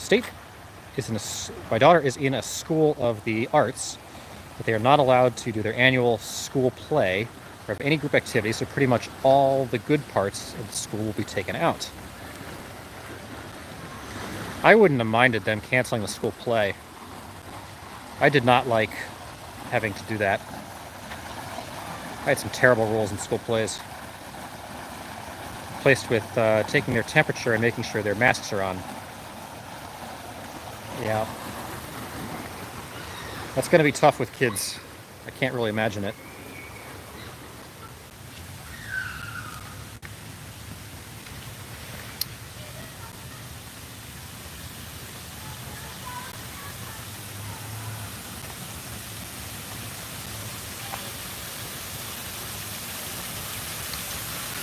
Not even recess or gym here too? I think recess would be good for them. Get them outside. Breathe some fresh air. Bill did not do well at any of the art or music stuff. Interesting, okay.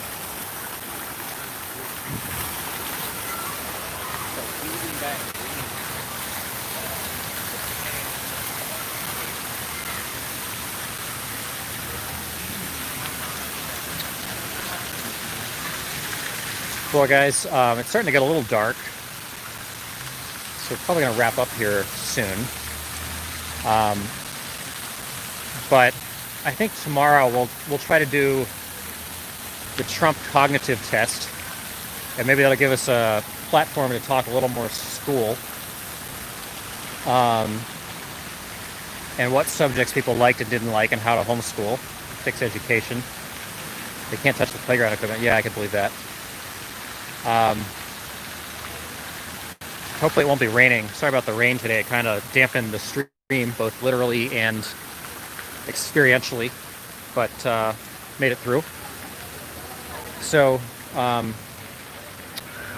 anyway, just wanted to thank everybody for tuning in. Thank you for the likes and the subscribes. And as I've been plugging, if you can think of ways to help us grow, that would be really appreciated. We could definitely use some word of mouth and other help, so please think about it. Internet says, I took a couple of pretty cool astronomy classes in college. Okay. We'll talk college classes tomorrow. It'll be fun. Sereng says, well, Bill, the most complex formula a physicist worked on that I vaguely understood. Abraham Wald is someone I feel is cool. Rn equals RO plus K times W minus W. I won't even begin to understand what that is. But we can try to figure it out tomorrow. Bob says, yeah, don't let it rain during the stream. Yeah, Bob, sorry, I messed up today. I should have seeded the clouds or something. Happy to plug you guys randomly. Thanks, Sereng. Very much appreciate that. And thanks for being a nice addition to our crew. So anyway, just plug the Discord in the description. It's linked in the description if anybody wants to chat offline and isn't already there. Feel free to post links. We'll try to find that Trump cognitive test and post that there. And also the Duck Fund, if anybody wants to help support resources for the ducks, that helps us out a lot. Particularly on days when we can't monetize, that helps us out a lot. So I do appreciate that. And yeah, if you guys can help us grow, that'd be great. If not, we'll see you guys probably tomorrow. We'll be back out. Not sure what we're going to cover, but we'll try to figure out something interesting. And more fluoride in the chemtrails. Yeah. Let's see what we can do, Bob. So anyway, thanks for tuning in, and we will see you guys back again soon.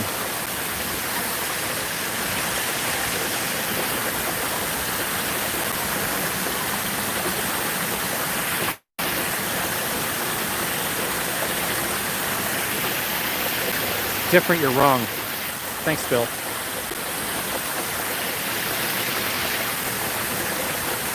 Thanks, Bob.